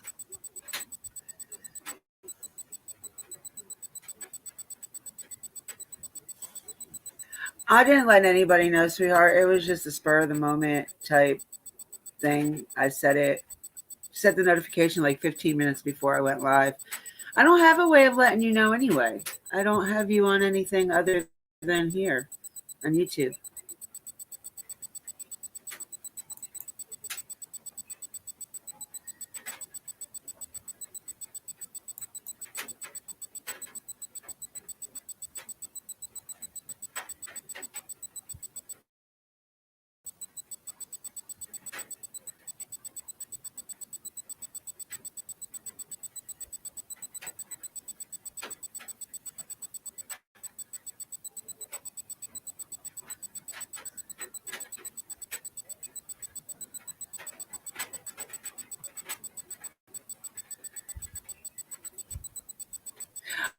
Oh, okay. I'm sorry. Ooh. So he, like, you didn't give him any like children's Tylenol or anything? Any kind of he wasn't saying that he was hurting in any kind of pain to give him any kind of Tylenol to give him anything at all. And if you feel like that would have been a lapse in judgment on my part, then I'm sorry. No, I'm just trying to sort through it. I know how both of them are about, every time they scrape their finger or something, they want a Band-Aid. So I would just assume that if his arm was all bubbled up, did his arm stay bubbled up like until the next day, or was that did that go down that night, or how? Like that's worrying me too. So to get to the next part, Gannon started to kill it. Wait, like when? When did he start to kill it? Gannon started to kill it because I guess he was either asleep, I don't know, anxious, I don't know. Monday, he started to kill it. Like, okay. Kill his skin. Yeah, like Monday morning or whatever. Again, I swear to Jesus told detective this. I said he started to peel it. When he started to peel it, it had like, I don't want to say like, not gooey stuff or whatever, but almost like it was like popping it type thing. And I said, oh yeah, like a blister or something. Yeah. Yes, ma'am, it does. I said, listen, if it gets worse, we're gonna drive straight. And I was already the plan. That's why I didn't go to school. I said, if it gets worse, after I put all that stuff on there, whatever. I'm not that type of person where something happens immediately run to the hospital. You and I've had that conversation before where you would say, like, every little thing Lena ran to the hospital. I was trying to evaluate it to see if he was talking fine, normal, acting normal. I didn't see at that point in time that he was under any kind of pain. I got you. Okay, all right. That was a lapse in judgment on my part. I apologize. But he started to peel it because, obviously he starts to peel things. So along with peeling that, he started peeling his fingernails. So, and I'm like, that morning, I sent you a picture of Gannon laying in bed on Monday morning to your phone. Yeah, right. Gannon was laying in the bed, whatever. I went back in there, checked on him, gave him some more water, made him drink some more Pedialyte because he wasn't eating because he was so upset. And that's when I noticed he started peeling things, like on his arm. And I said, and at that point in time, which I told you, like I told them, Gannon had blood that was on his arm and on the side of his wall. I guess from sleeping through the night, whatever it was, peeling it. We told him. Heck yeah. I used to get burned all the time from the cigarettes, and my my pointer finger and my middle finger. Both of them I'd get a blister on both of them. And to this day, it's still, I can't stand a burn. It hurts. It's about as bad as a paper cut.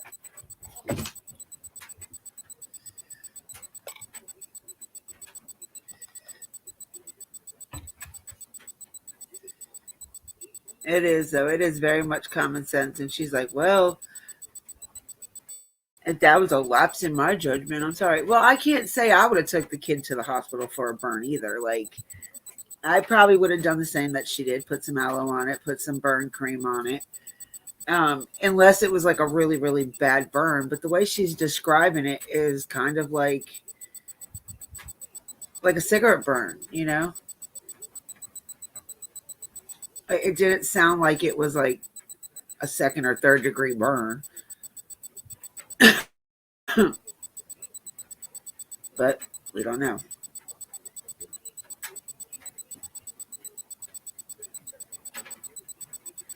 Oh, I don't even know. I don't like mayonnaise to begin with. I don't know if I could. I don't know if I could. Kat, you better stay away from me today. I don't know if I could put it on my arms. I don't like mayonnaise at all.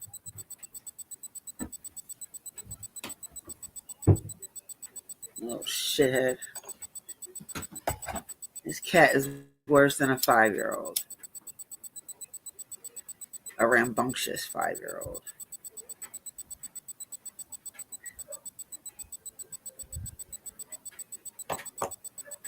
This other one that's outside barking, and she don't usually bark unless my husband's around.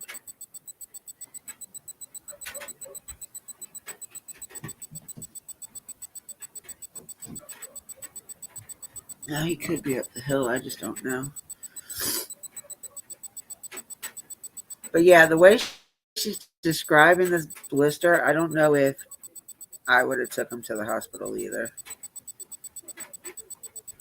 I'm not one to jump to take my kid to the hospital for everything either, because, you know, them hospital bills tend to get expensive. And unless she takes the kid to a military hospital, it's going to cost her out the ass.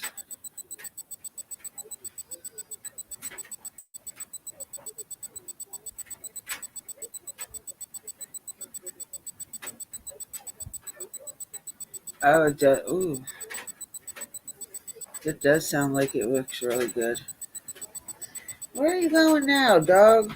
You're going to be a pain in my butt, too.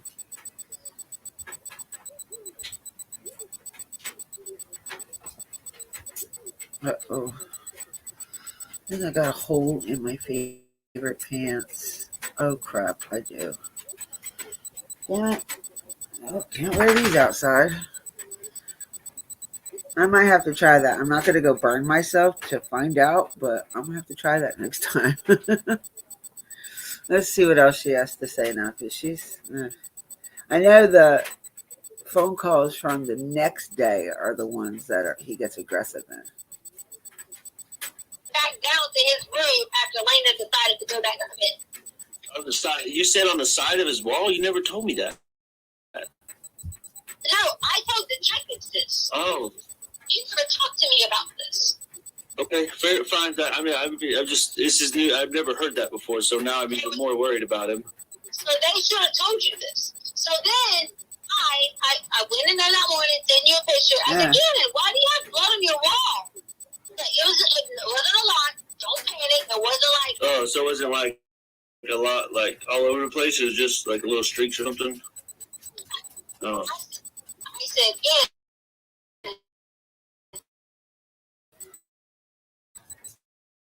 Says, did you peel it? Says, and if you're feeling bad or it starts bleeding, you get a fever, anything like that. I said, as soon as because I was going to go talk to the man about the bike. Right. He said, you have to go there first. You want to I go don't remember that. Of course, maybe I shouldn't have asked the kid that, but based on my judgment and what I was seeing with him, I didn't think that he needed to go right away. We went on about our business. And I said, if you start to feel any pain or hurt or whatever like that, we'll just drive to the base. We'll explain to them what happened with the fire. We monitored it through the night, so on and so on. That was our intent. But that was the plan the whole time. Everything. Nothing wavered from doing that at all. And asked me questions. He was just like, why does this happen to me? Why do I always get hurt? You know, he had hurt his foot on the boards outside. I said, we're going to figure all of it out. Don't worry about it. We will replace it. Okay? So Monday morning, after all this, was like, we're going to go find, which I probably shouldn't have said to him, that me where he would have known that it was on him. But I said, we're going to go find someone to replace the carpet. Says, and then we'll get it fixed. We won't worry about it. We'll monitor your arm through the day. Yada, yada, yada. So we're going to get coffee. Just hang out. And I said, there were some things I need to get for the pet store, and we need to go meet the guy about the bike. Yeah, she said that the way that people heard that wasn't what she meant. Yeah, I got you. And also knows that when we left, She said it earlier in this phone call. softball bag, Charlie's softball bag with that, stuff like that in it, helmet, because I was asking him, did he want to stop by to look at those hockey skates? So we took any of that old equipment that I had, and we loaded it in the back of the truck, which was the long Keystone bag I have. Yeah. So you took Harley's bag? Charlie's bag, because she don't use that bag. The little book bag, the softball bag is like a book bag. Oh. So we were going to take it to a sports place and see if they did like trades, whatever. Yeah. We were going to surprise Lena when she got home if I could got him 2 new things of skates or hockey skates or whatever. Cause You talking about Play It Again Sports over there that we went to? That's why we were so far across town. Oh, I got you. All right, so that was our plan for Monday. Go to Play It Again Sports, get some coffee. We need to get gas, and we were going to monitor his arm along the way. Go check on the thing about the bike. Right. So we go to, drive around. I think we went to Dunkin' Donuts first, and then the gas store, or it might have been by its first. Like over by our house, Dunkin' Donuts. Went to Dunkin' Donuts by our house. Hey, Dunkin' Donuts Sharon lady already released the video of us going there. You can see my arm reach out the window. Sorry, I didn't mean to say this, and I'm just over all this. Grab the coffee out the car. Then I turned around because I was about to get Gannon a Frappuccino, but he said he didn't want it. So then we drive off from the Dunkin' Donuts. So then we drive from the Dunkin' Donuts, and we go up 80 somehow, but make the turn on 25. Needless to say, I wanted to buy.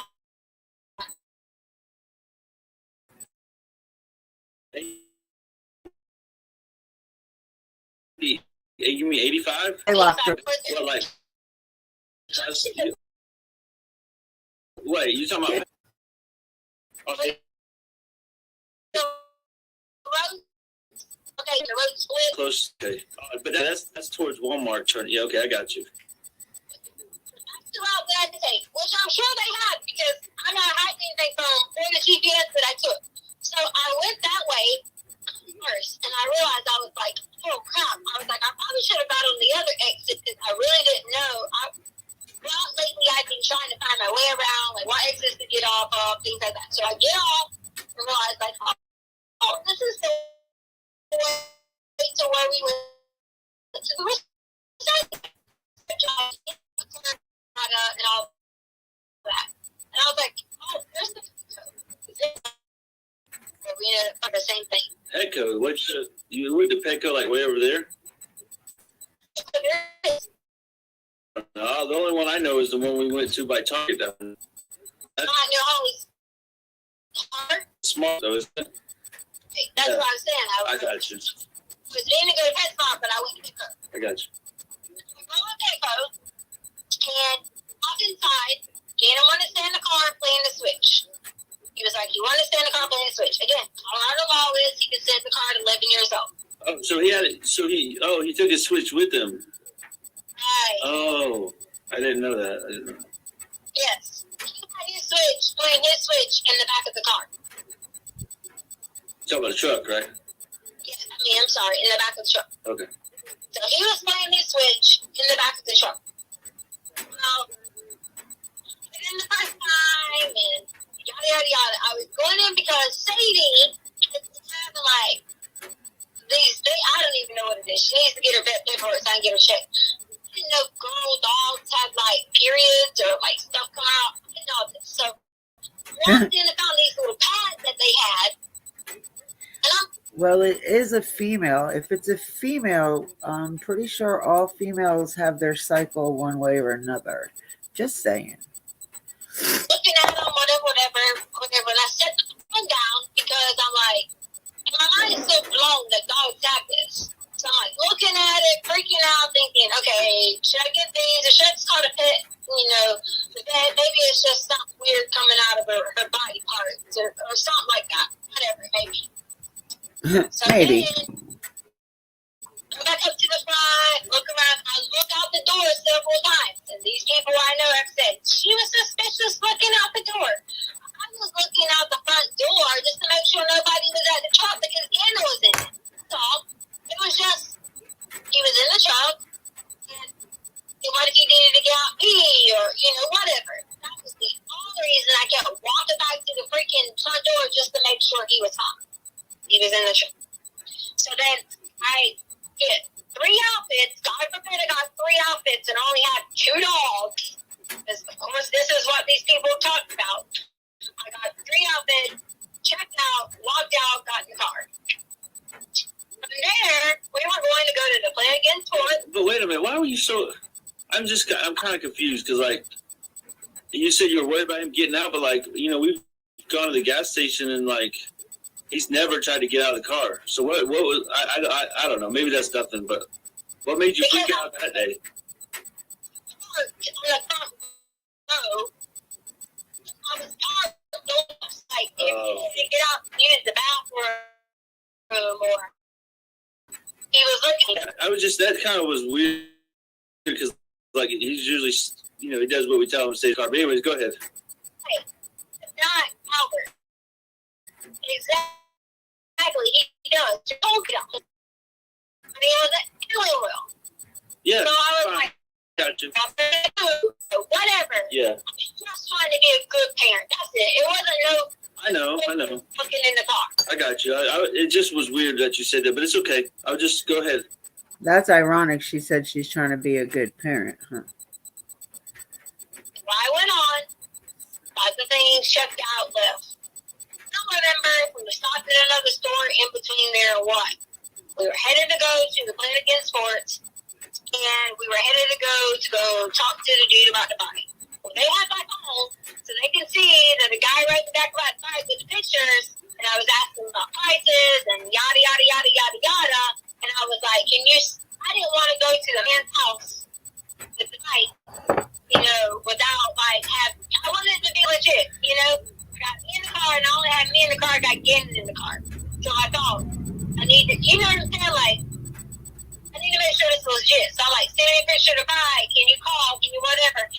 And like, he wasn't acting like he was going to like give me information that he could meet me at a safe spot to go look at the bike. So you weren't going to go to his house or something? He was just going to meet you in general? I told him messages that I didn't want to just go to some random person's house, and that's probably why they're looking at this whole Douglas County thing, because he lived almost at Douglas County. Okay, that does sound sketchy. That was probably a good decision. So again, open book with them. They took my GPS and everything. We got to Douglas County, and I was talking about it. And he was like, "Do you know this guy?" And I was like, I missed the part. You said so. You went to Petco. You said you were going to Play It Again. Did you never go to Play It Again? I forgot. We didn't never make it to Play It Again. That was on our agenda, but we were trying to go for the bike first. Oh, okay. Sorry, I got confused. I'm sorry. Okay. It was a party first. Okay. So I was gonna go out to meet the guy with the bike, and somehow they have my email. They subpoenaed all that. They can see the information coming from the Craigslist. Okay. Oh, it was Craigslist. So someone had something on Craigslist. Oh man, that's sketchy, isn't it? Yeah, I don't trust that shit. You there? You bought wood and stuff on Craigslist. Yeah, I mean for you to do it, and Craigslist, I never trust that shit because they always have those sketchy people doing, I don't know, stupid stuff like meet and greets and stuff. You always told me about that, remember? Yeah, but this was just a bike for sale. Okay, I'm just saying, I'm worried about you and my son's safety. That's what that's my point. That's why I realized, I said, well, we rode through, okay, so when you go Palmer Lake heading to Douglas County or whatever, We went that way. It was supposed to be the guy had a warehouse somewhere between the Palmer Lake area, whatever. What warehouse of bikes or something? He said he had a couple bikes that he used to do riding and touring and stuff like that. Like those bikes I was looking at doing those rides, like through Alaska or whatever. Right. Okay. So get out on this road. So if you're on, I want to say it's exit 165 or 163. I think that's what I want to say the exit was. On 25? Right. Okay. Yeah. So you know how you're going to before you get to Castle. Oh, it's where we went to take the Remember how traffic is backed up? You can take that back road. Oh yeah, before you get to like 182 where the outlets are or whatever. You can see that back road. Yeah. The Castle Rock. Yeah, I got you. Okay, so it was off that, but to the right side, not to the bougie side where like the boonies and stuff was at. It was off that way to the right side. So I originally got off, and again, they can see this on my GPS. I got off, I went left, and went down that little hill where the little people were at, and I thought, well, this can't be the right way, because he was saying something about signs and all this.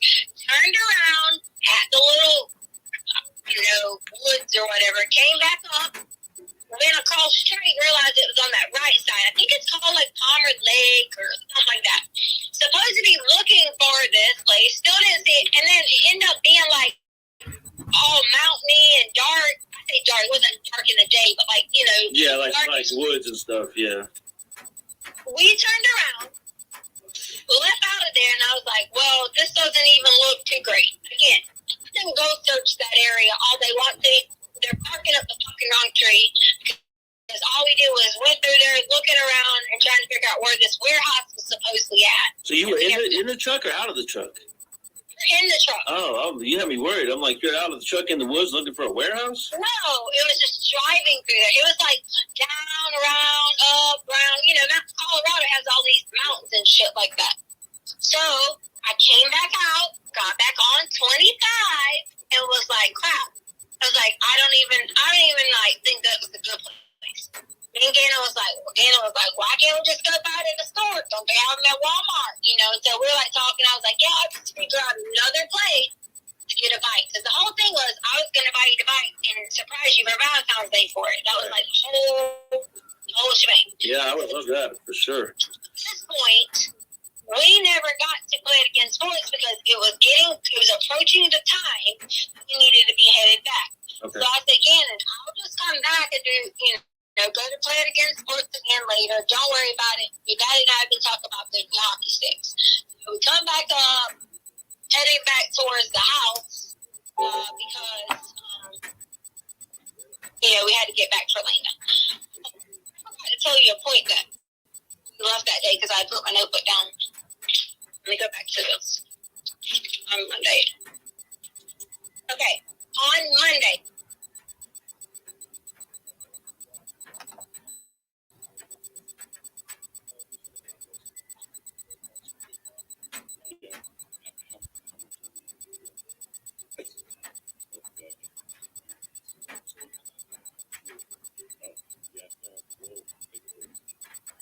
So ladies and gentlemen, we'll take a break until about at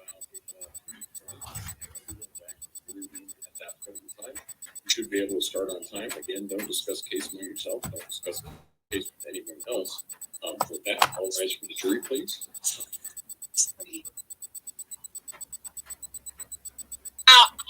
So I walked in and found these little pads that they had, and I'm like looking at them, whatever, and I said,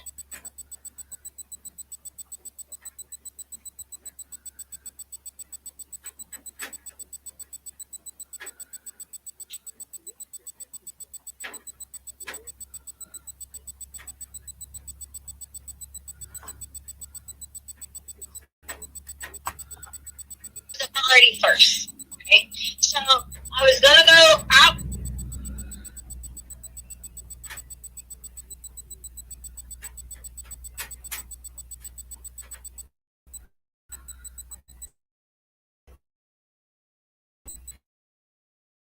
I'm trying to find if it was like a few minutes. So that if it becomes an issue, that's the fastest way to find out. And we'll leave it at that. And I'm giving you that warning because I one time forgot to do that in a trial in May, and we had 18 inches of snow overnight, and I was going, really? But anyway, so that's what we. So, and then I think what we're going to do is we're going to play. We've got about an hour of audio left to go. We're going to play about 30 minutes, and then we're going to stop the audio, and we're going to do sort of a 7th inning stretch and have everybody stand and stretch and things like that, and then we will finish out the audio. So, Mr. Allen? Thank you, Judge. And just for record keeping purposes, we're playing People's Exhibit 35, which is that pretext call on February 13th, 2020 at one record hearing. Between Yes. the rain. When Dan and I left, we found someone in the neighborhood who was working for the Lorson Ranch people. So this is why I came back to you and said I didn't think it was the carpet guy. I'm working for the Lorson Ranch people. I don't know who he worked for. Like whatever that Emery Homes or whatever it's called. He was working for the home company. I approached the guy, asked him, could he go fix the carpet? You know, that was before we even hit the road. So that was before Dunkin' Donuts and all that? Yes. Oh. Yeah, I meant to tell you this. So it was before Dunkin' Donuts and all that. So I gave him the garage code because he apparently worked for the company or whatever. I gave him the garage code and told him I had money sitting on the counter because Charlie was gonna. I remember I've been playing those lottery ticket things. I was get tens because I was like, well, he can just have those tens and I'll get more money from. That's why I had one on the lottery. Well, that's why I thought that the carpet person, had access to the house, whatever. Come to find out later on, he didn't even make it there. But I'll get to that point when we get there. Well, why would you give him access to the house? Well, because he was Yeah, but contract like part of the people, and Dana was with me. okay, all right.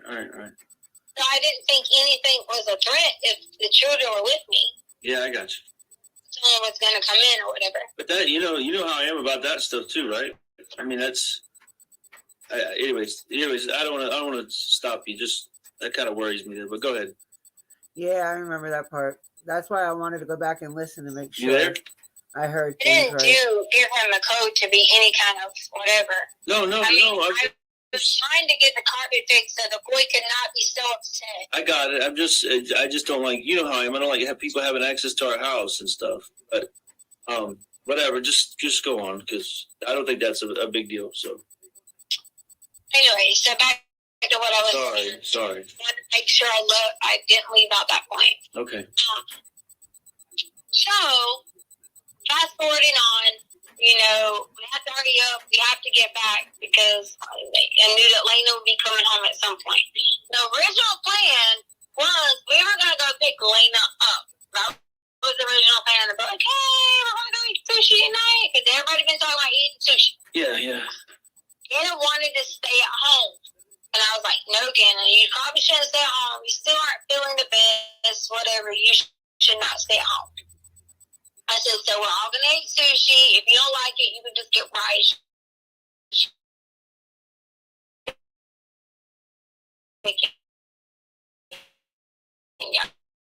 Yada. So that was our plan for the day. 35, whatever the crap is. Well, let's do it the right way. And I have it from the ADT. Okay. When we left. Somehow, during some point, the alarm changed from alarm away to alarm stay. What point? I had all this, and which was on my phone that they took. Oh, okay. All right. So I called ADT, and I said, hey, what are the steps in alarm going to arm away to arm stay? And they instructed me that if the door was not open with a sensor, it could have been that you accidentally set the house to alarm away, and it would have went to arm stay if it noticed movement that was already in the house. Oh, I got you. Right. But there's a sensor on the garage door. Right. Okay? So keep this in mind. There's a sensor on the garage door? I know, in the door coming in from the garage, there's no sensor. No, you said there was. So yeah, there's not. I didn't think there was. Yeah, I was saying there's no sensor. I might have said it so fast. I was saying there's no Oh, okay. sensor. Sorry. I misunderstood you. I'm sorry. So either you can come in, you can set the alarm to arm away, and you can walk in through the garage, and it will immediately go to arm stay. Or you can set it to arm away, and when the dogs move, and it will go to arm stay. As long as that back glass door wasn't triggered, and that front door wasn't triggered, it will not change. Okay. So All right. keep that in mind, okay? So this whole thing about your neighbor, he got paid $5,000 to release this video. It's a proven fact, okay? It's already been. So has anybody really heard that? That's a proven fact that he got paid $5,000 to show the surveillance video he had at his house, which doesn't show anybody coming into their house.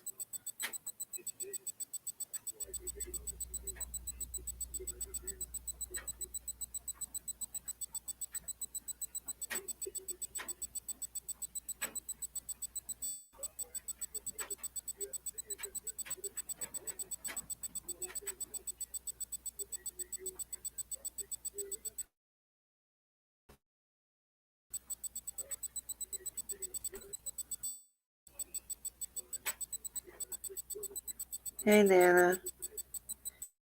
Yeah, I never heard that. This is the first I'm actually even. This not the first, but this was when I heard this the first time.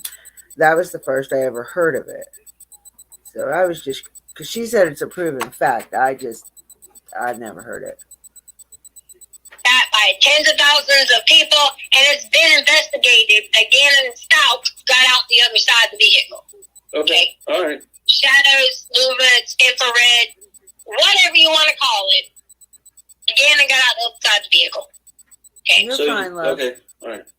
So he's Go ahead, he's home with you now, is what you're saying. I just appreciate you coming in. At this point in the timeline. Yeah, so it's like maybe 2:45 or 2:30. I'm not sure exactly, but in that time frame before Lena got home, I'm getting out, going in the house, or whatever. Gannon goes in, and Gannon goes straight to his room. I go upstairs because I was like, had wanted to try to get on that Peloton the other night. Didn't get a chance to. Put my headphones on, yada, yada, yada. So I'm in there. Gannon had asked me, that you said they could. I want to know what all these yada yada yadas are, because she says this throughout the phone calls. Yada yada yada. What are you not telling us that the yada yada yada is? With a friend. You then text me, I don't know exactly what time, but at some point in time, you had told me, don't let Gannon go with a friend or something. Yeah, right. Gannon came back and said that you said he could go with a friend and come back later tonight. Again, I said, your daddy said you can play with your friends in the neighborhood, but you cannot go with some friend in some car or whatever it may be. Put my headphones back on. That was where I have completely parts of the information and not parts of the information. I hear another loud noise downstairs. Not even about, 10, 15 minutes later, maybe 20 minutes. Yes. But I thought you said you were doing the Peloton. No, I said I've been wanting to go back to the Peloton because I didn't get to. Oh, okay. The other night, so I had my headphones on and I was kind of like trying to get in the pre-workout mode or whatever you want to call it, because my goal had been trying to get on the Peloton every day. Yeah, right. So then I heard another noise again, and I was like, I pulled them off my ears. I know they're noise counseling, but I also am not stupid. I don't wear them all the way on my ears because they freaking hurt. And I was like, Gannon! Didn't hear anything. And I just thought he's down there bumping and wobbling and, doing his thing, whatever it may be. Still sitting there, just chilling, doing whatever. Heard another loud noise, and I thought, okay, this is it. Like, I thought he was stomping around, doing crazy things, whatever. He's supposed to be going to go play with a friend. When I walked downstairs at that original point in time, I thought that guy was the carpet guy. Similarities? I didn't really remember exactly what he looked like, but I remember some of the details. Now, fast forward, you'll hear me say night after night after night after night, I dreamed of different things that have added detail to this. I thought it was the carpet guy because there was carpet everywhere, boxes, you name it. That was the loud noises that I heard. Next thing I know, I'm out. Blacked out. And which I told you this. Yeah. So what I'm concerned about with that is, did he take all those boxes and carpet with him when he left? The carpet was already in the house. Oh, but what about I just don't remember seeing any of that stuff. I gotta make this huge cake, but I've got to go up to my mother-in-law's to get the pans, and I gotta wait for it to stop raining in order to do that because I'm not going outside in the rain. I refuse it. Got there? Did you clean? Is that part of what you cleaned up or whatever? No, the carpet was. I saw it there when the police watched me take my stuff out. Okay, but you also mentioned he had a bunch of boxes and stuff. But I mean, it's not a big deal. I was just wondering because boxes like laid out everywhere. Right. I told the detectives I thought we were getting robbed. Okay, I got you. I thought that was the whole point of boxes was to get robbed. Okay, all right.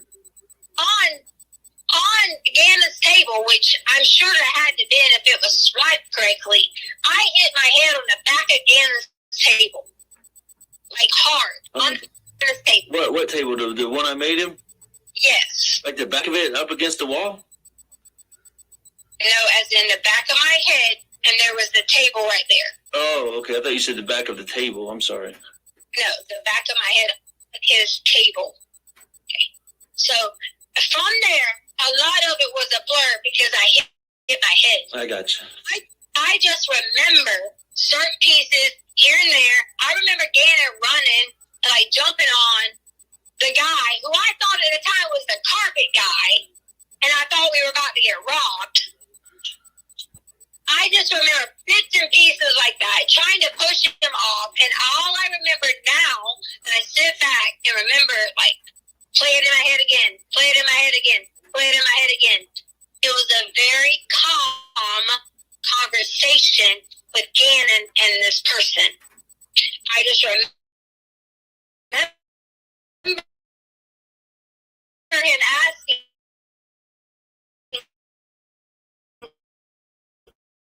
questions. They were Tisha?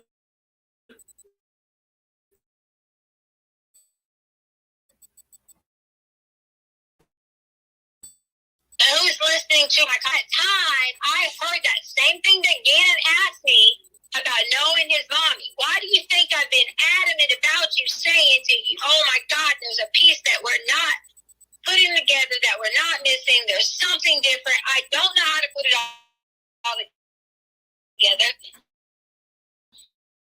But Gannon, that's how it is.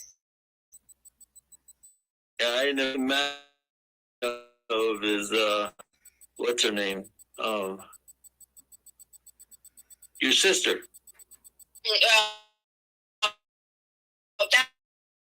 would be his uncle, and he. That's why I said I was like, so. When I woke up in like out of this state of confusion, going crazy, whatever was going on, I remember Gannon saying he will be back later. Okay.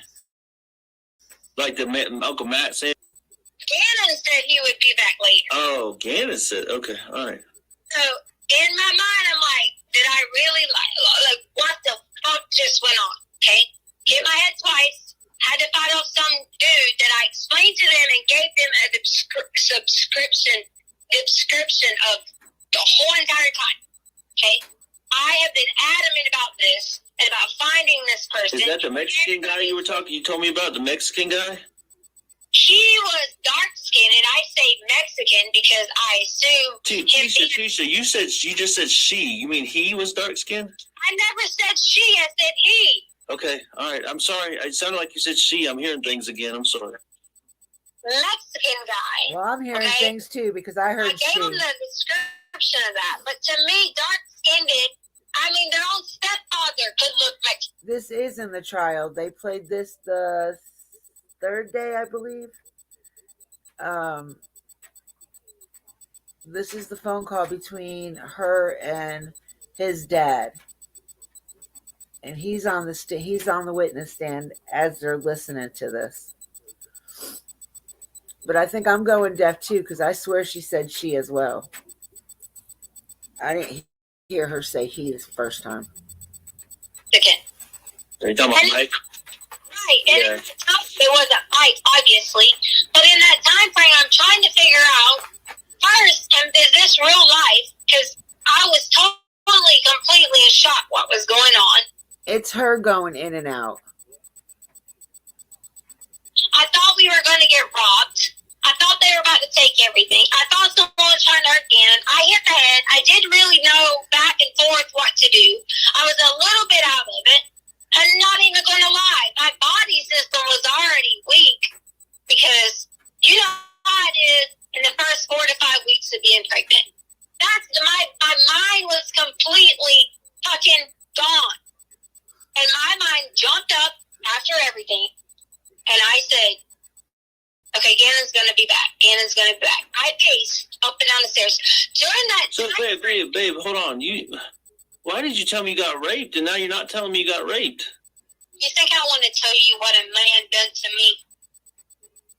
I mean, but like that first day, I told you I would do everything within my power to protect you and get you the help you need for that. But And I went for that's that. a key part of the story. I'm just trying to make sure I'm getting it straight. And I went for that. And that's not something that I want to be like. Do you think I want that blasted on El Paso News? Okay, but this is me. I'm just trying to help you in this situation. Make sure you got what you need from that. But if I don't want to get you worked up. So go ahead.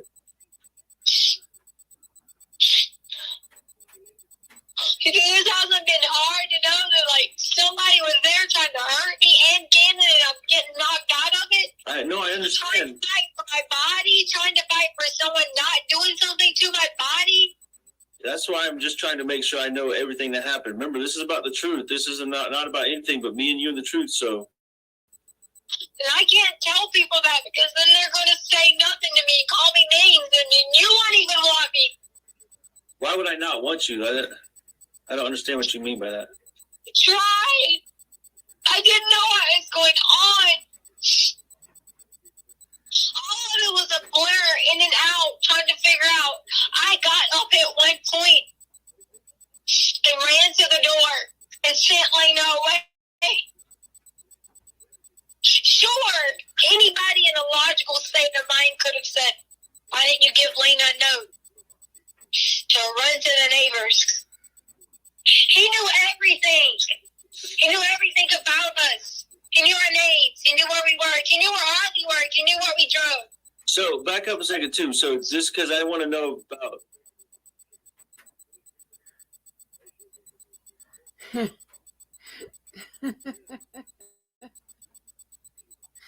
Nana, that's not nice. Gannon's well-being too. We already covered what happened to you, but you're saying that initially you told me Gannon got beat up and he took him away, but you didn't say that this time. So please tell me. Gannon jumped on his back. Like when he was trying to hurt me, Gannon jumped on his back. And that's You'll notice this throughout these phone calls. She can turn on the crying like there is, like it's a normal thing for her. Like she can turn it on and off real quick.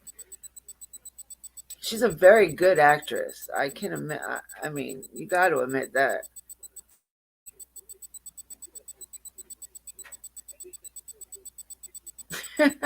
Not. literally what I told the detective. Okay, so what happened to Gannon in that instance? Because I got to know that.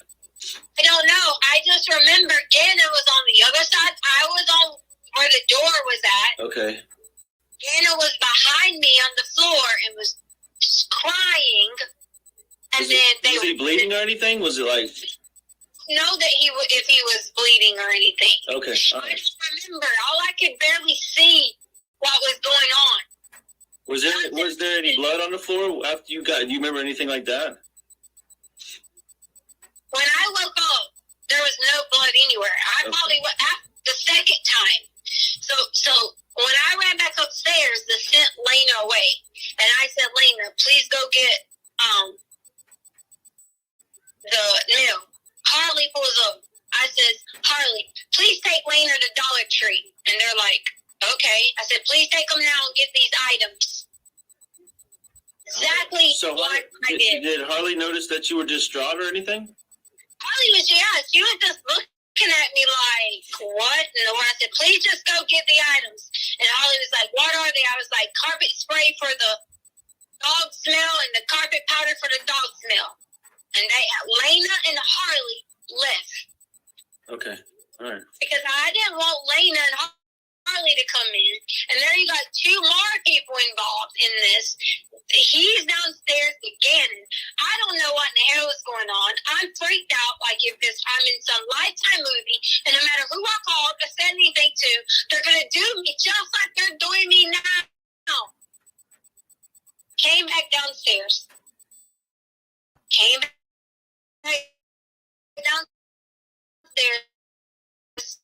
Zapped in his arm, like his arm is. Tisha, just understand. So, oh my goodness. So you're downstairs, and all this is going on. I still downstairs? Or did you want Lena to come in and be there too? No, I'm just trying, babe, I'm just trying to understand everything because some of this is new information for me that you didn't tell me initially. So I'm just trying to process. You wouldn't let me. You wouldn't let me sit there He almost said, "This sounds like bullshit." Watch. and talk to you. Okay, You're treating me like a criminal. okay, I'm just trying to understand it. So I'm just trying to sort through all of it. So keep going. Thank you for clarifying though.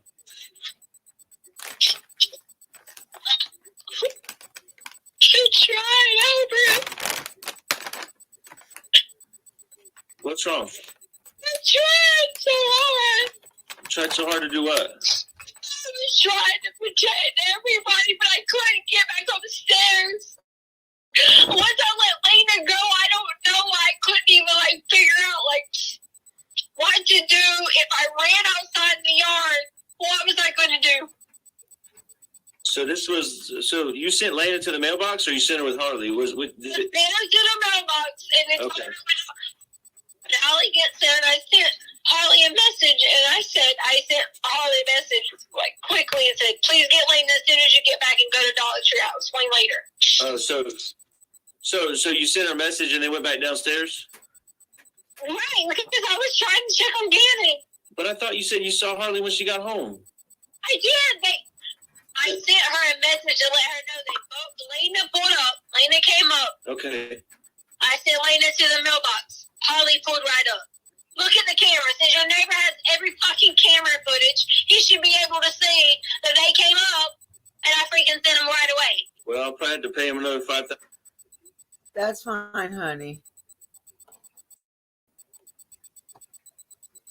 to get him to do that, so I don't think that's going to happen. It's bullshit, ain't it? So I went back down. It's not funny because he did get paid. No, I'm not. It's bullshit. So he went back downstairs. I went back downstairs, and I'm trying to figure out, and he's just telling him that he had a new family and all kinds of things, and I'm sitting there trying to grab Gannon, and next thing I'm on the ground again. And you can't overpower someone when they put their fingers on your mouth. And this was in Gannon's room again? Yes. Okay, all right. No one tried to help. No one cared. He was treating me like a criminal. When I came through, I woke up. Whatever I could say and look around and think, I thought I was in a dream. And I woke up. And Gannon was gone. And that was the second time you went downstairs and he hurt you. Second time he hurt me, and once I woke up from that, Gannon was gone. Okay, so you blacked out again, is what you're saying. Yes, because I Okay. had several times, because I was trying, what I was trying to do, I was trying inside the closet, our closet door in there. I was trying to get in there, because I was like, man, there has to be something in there that I can just like swing, whatever. I didn't know how to use the freaking big gun, so if I'd have left out from sending Harley and Lena away, I didn't know how to use your big gun, like the assault rifle. And my gun wasn't in the spot that it always was, because you know why? My gun was already in my car. But babe, I'm just trying to understand here. You told me initially that the gun was in the house and that he grabbed it Black gun. He had your black gun. Yours. he had my little pistol, right? The black one, yes. Okay, all right. Because I thought maybe I'm wrong, but I thought initially you said your gun. That's why I was confused. No, my gun was outside. In the car. Okay. Your black gun. That's why I was terrified. He knew everything about us. He threatened us. Every single thing. He knew what kind of car that your mom had drove there and stayed there the whole time in a rental car. Hey, when did you bring your gun back in after all this happened? You told me to go get all the guns together. No, that was when I was collecting them. You said your gun was in the car. No, Albert. On the phone call with me, you said go check and see and be accountable for all the guns. When I told you Yeah, because you had stored them downstairs in those. My gun was in the. I don't know about yours, but my gun was in one of the totes. Remember, you had put it there. because the lady was babysitting. Okay, so the guy had the gun and he put it back in the tote? No, he didn't put the gun back in the tote. The gun was left there. So you put it back in the tote? Gun was left there. Gannon was gone. It was like I thought he was hiding. I legit thought I was in complete shock and thought Gannon was hiding. Okay. I even mentioned to the girls, I go, because I was shocked, culture shock, thinking, what the fuck happened? Oh my God, like, I don't know how I'm going to handle this. I didn't get the time to even go through any of the emotions of it all to think what happened, because all I could immediately do was go into like the defense mode of being like, oh my God, okay, get the girls out of here. Okay, Gannon's going to be back by the time he's supposed to be back. Because in the end, when Gannon was leaving, I remember him asking him, was he going to take him to Uncle Matt's house? I remember that being blacked out. So Gannon freely went with him. I don't agree.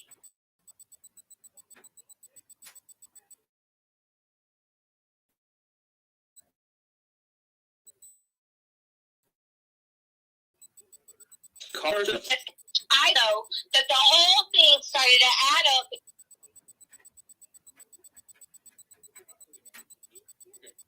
Well, in that case, everybody's getting stretched.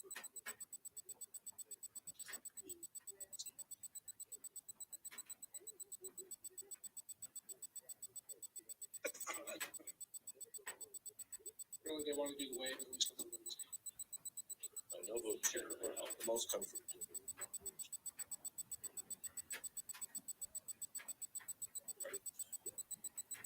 And, you know, while this is going on, you can, as I said, during jury selection, if some of you need to, you can stand, you can stretch, you can do what you need to do, and that's okay.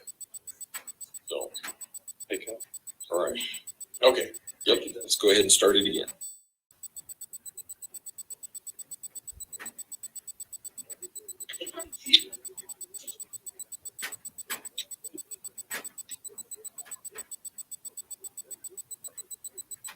Gannon kept going outside with some gate. Gannon had to be talking to somebody outside of that gate. I begged the fucking El Paso County police officers to find anything on that side of the house where Gannon might have went out at night talking to whoever it was. And any cars that was parked on that side of the house. Nobody helps me. Okay, so I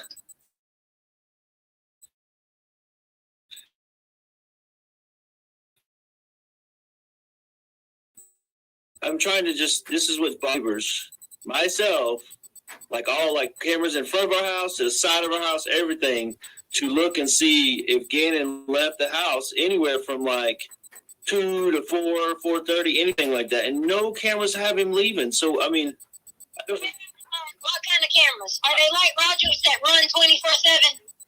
yes, so like 3, 4, 5 of the neighbors have those 24/7 cameras. And then some are like ours, which are motion censored. Okay, which ones? Because we need to know which direction that their cameras are pointed in order for that to happen. Okay, well, that's something we can look into. So, Okay, that's something we need to look into. So either they went out in front, I'm assuming, right? not the front door. So what the garage? I would say the garage or either out the back door because Gannon had the gate code, like the key. And he kept going out there with this key or trying to unlock it or keep it unlocked with this key. Okay, hold on. This, so I understand. So now, Gannon, with all this going on, Gannon tells the guy there's a key to the gate, and then they No. and bring the key back in No. the house. No. Did you listen to my story? Yeah, The other night, Gannon kept going outside with the gate. I'm thinking that the gate was automatically unlocked. Oh, okay. Did you lock it back before I got home? No, I didn't lock anything. Okay, all right. I didn't do anything unless they locked it or the police locked it because Harley Okay. said the police put cameras in it and locking it. Okay, Locking everything up. we can find that out. Maybe the police locked it back up. So fair enough. So that's just all that kind of is blowing my mind. You know, he wasn't seen leaving. The key to the gate was in the house. The gun was where it's supposed to be. I'm just trying to figure it all out, Tisha. That's all. The gun wasn't where it was supposed to be because I put the gun back in when you told me to collect them. Okay. Well, hopefully, The I gun think was upstairs. they got my gun now, so hopefully they can get this Mexican guy's fingerprints. So, Yeah, would be perfect to me. It's nothing but from day one. I know, and that's what I'm trying to get. So get all them this information.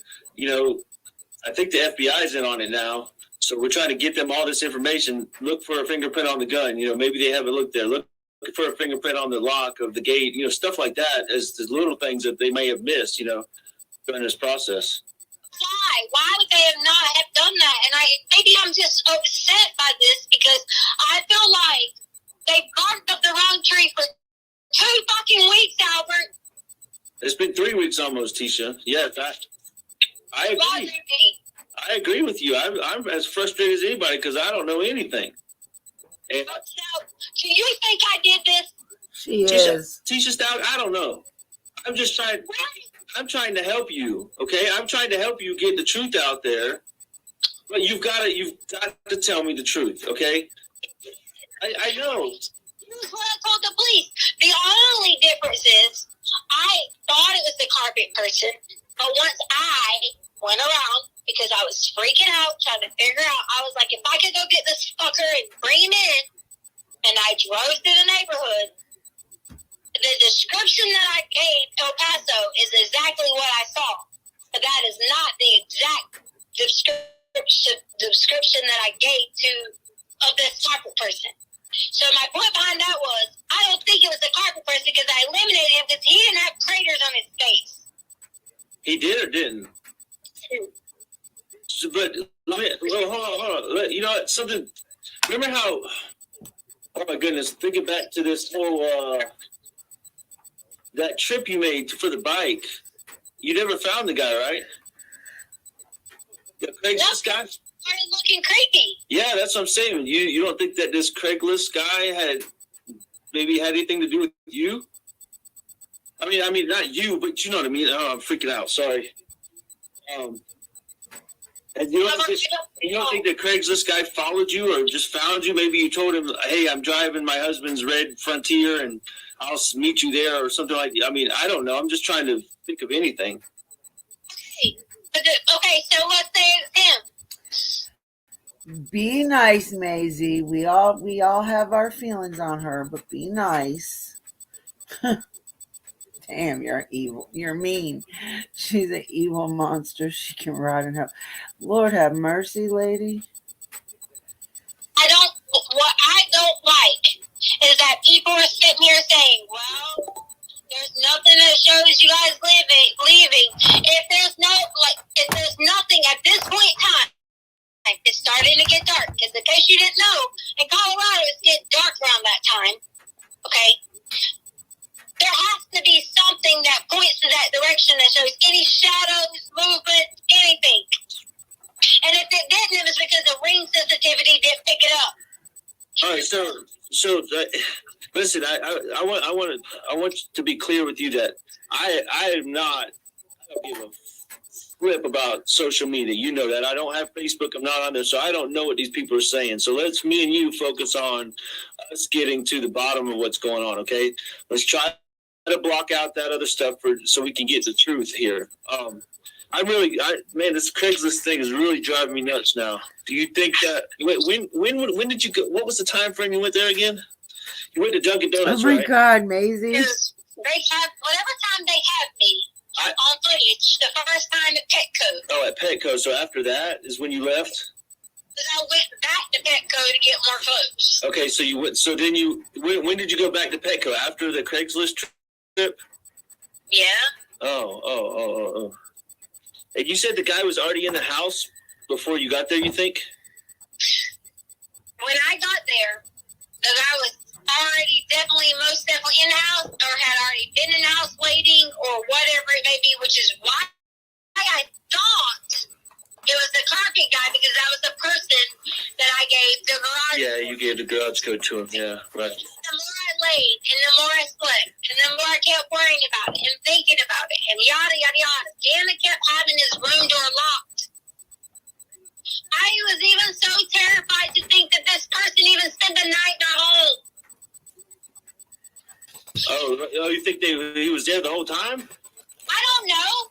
Do you know how worried I've been about this? I know, that's freaking me out because remember those other stories you were talking about people coming in the back door and stuff while they thought people were away? I've been going through all that in my head too. Albert, I've done nothing but look, I have this book right Hi, Miss Pam. How are you? here. You can hear it. It's like of all anything and everything that I thought of that might have been out of order, that So maybe I don't want my life back. You think I don't want my family back? I know. Trust me, me too. I'm tired of being portrayed as one. Okay, but you gotta help me because I'm trying to sort through all this and put a good timeline together so I can tell this. Somebody reached out from the FBI and I'm trying to tell them a timeline of what I know. Okay, I'm trying to make sure they get the truth the first time. This lady that called me. Okay, so. Are people not going after this? Why? I don't know. Maybe the FBI is. I don't know. That's not. I know they're doing everything they can. Maybe they missed some things we don't know. We are listening to Leticia.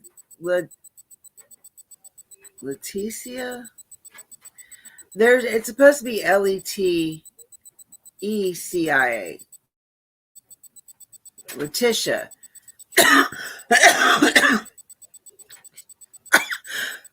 Excuse me. Letitia Stout and her ex-husband Albert Stout. This is the case of where she is on trial for allegedly unaliving her 11-year-old stepson. These are video recordings of her and him before she got arrested. It's something you told me that first day that we're trying to figure out when did you do the? Like you said, you cleaned everything up. Cleaned everything up. Yeah, from Gannon's room or wherever you got. Somebody did bad things to you or whatever. I was just talking about like the clothes I had on and like shoes and stuff. Oh, so you just changed your clothes and then threw them away like you said, and whatever Gannon had on, you said you threw that away too? They got that out of the back of the trash. It was a shirt that he wore that was burnt and stuff like that. Oh. That's what I meant, like cleaned up. I didn't mean like clean up anything bad or anything. I'm just saying like I didn't want to keep that stuff on and go and believe. But you told me that first day you cleaned up the whole area because you didn't want Lena to see it when she got home. That's what you told me. Yeah, my clothes and my underwear. you want me to really go in depth about that? I'm not trying to make you relive anything that happened to you. I'm just trying to. There's just some truth that I'm trying to find about. I mean, if something was cleaned up or something, then Yeah, it's an maybe- awful case. See, whatever you're trying to say to me, don't just be honest. I just don't want the police to miss anything else. Okay, I mean, we think they've missed all these other pieces, and then, I mean, if you cleaned up something that could give them DNA evidence on this Mexican guy, then we need it. Took my whole DNA from this. They wouldn't let me pee. The hospital bill that I sent you was the whole kit on my body.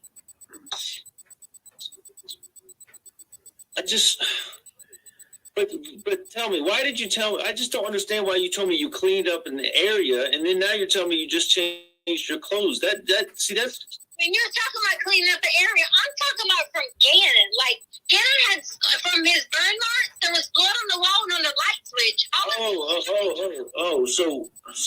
So you cleaned up whatever Gannon's stuff, what blood or whatever it was, right? Prior. Oh, where was that at? In his room when he woke up Monday morning. But like where? But where in his room? You did say the wall because he had he was wiping his fingers on the wall or something. I don't know if he wiped his fingers on his wall. I just know his arm probably hit the wall when he was asleep. Oh, I got you. Okay, all right. So you cleaned that up. Okay, because I never saw that. That's the first I heard of it. So you cleaned up wherever his blisters or his burn mark hit the wall. Did you clean something else up? Light switch from where he touched it. Oh, but that was after you showed it to me. Yes. Yeah, you showed it to me and Lena, and then told me that he was picking his fingernails so bad that he bled so bad. Remember? Yes, he did pick his fingernails. Oh, okay. So he picked his fingernails, and he picked. I'm just trying to clarify. Picked his fingernails and his blister or his burn mark or whatever.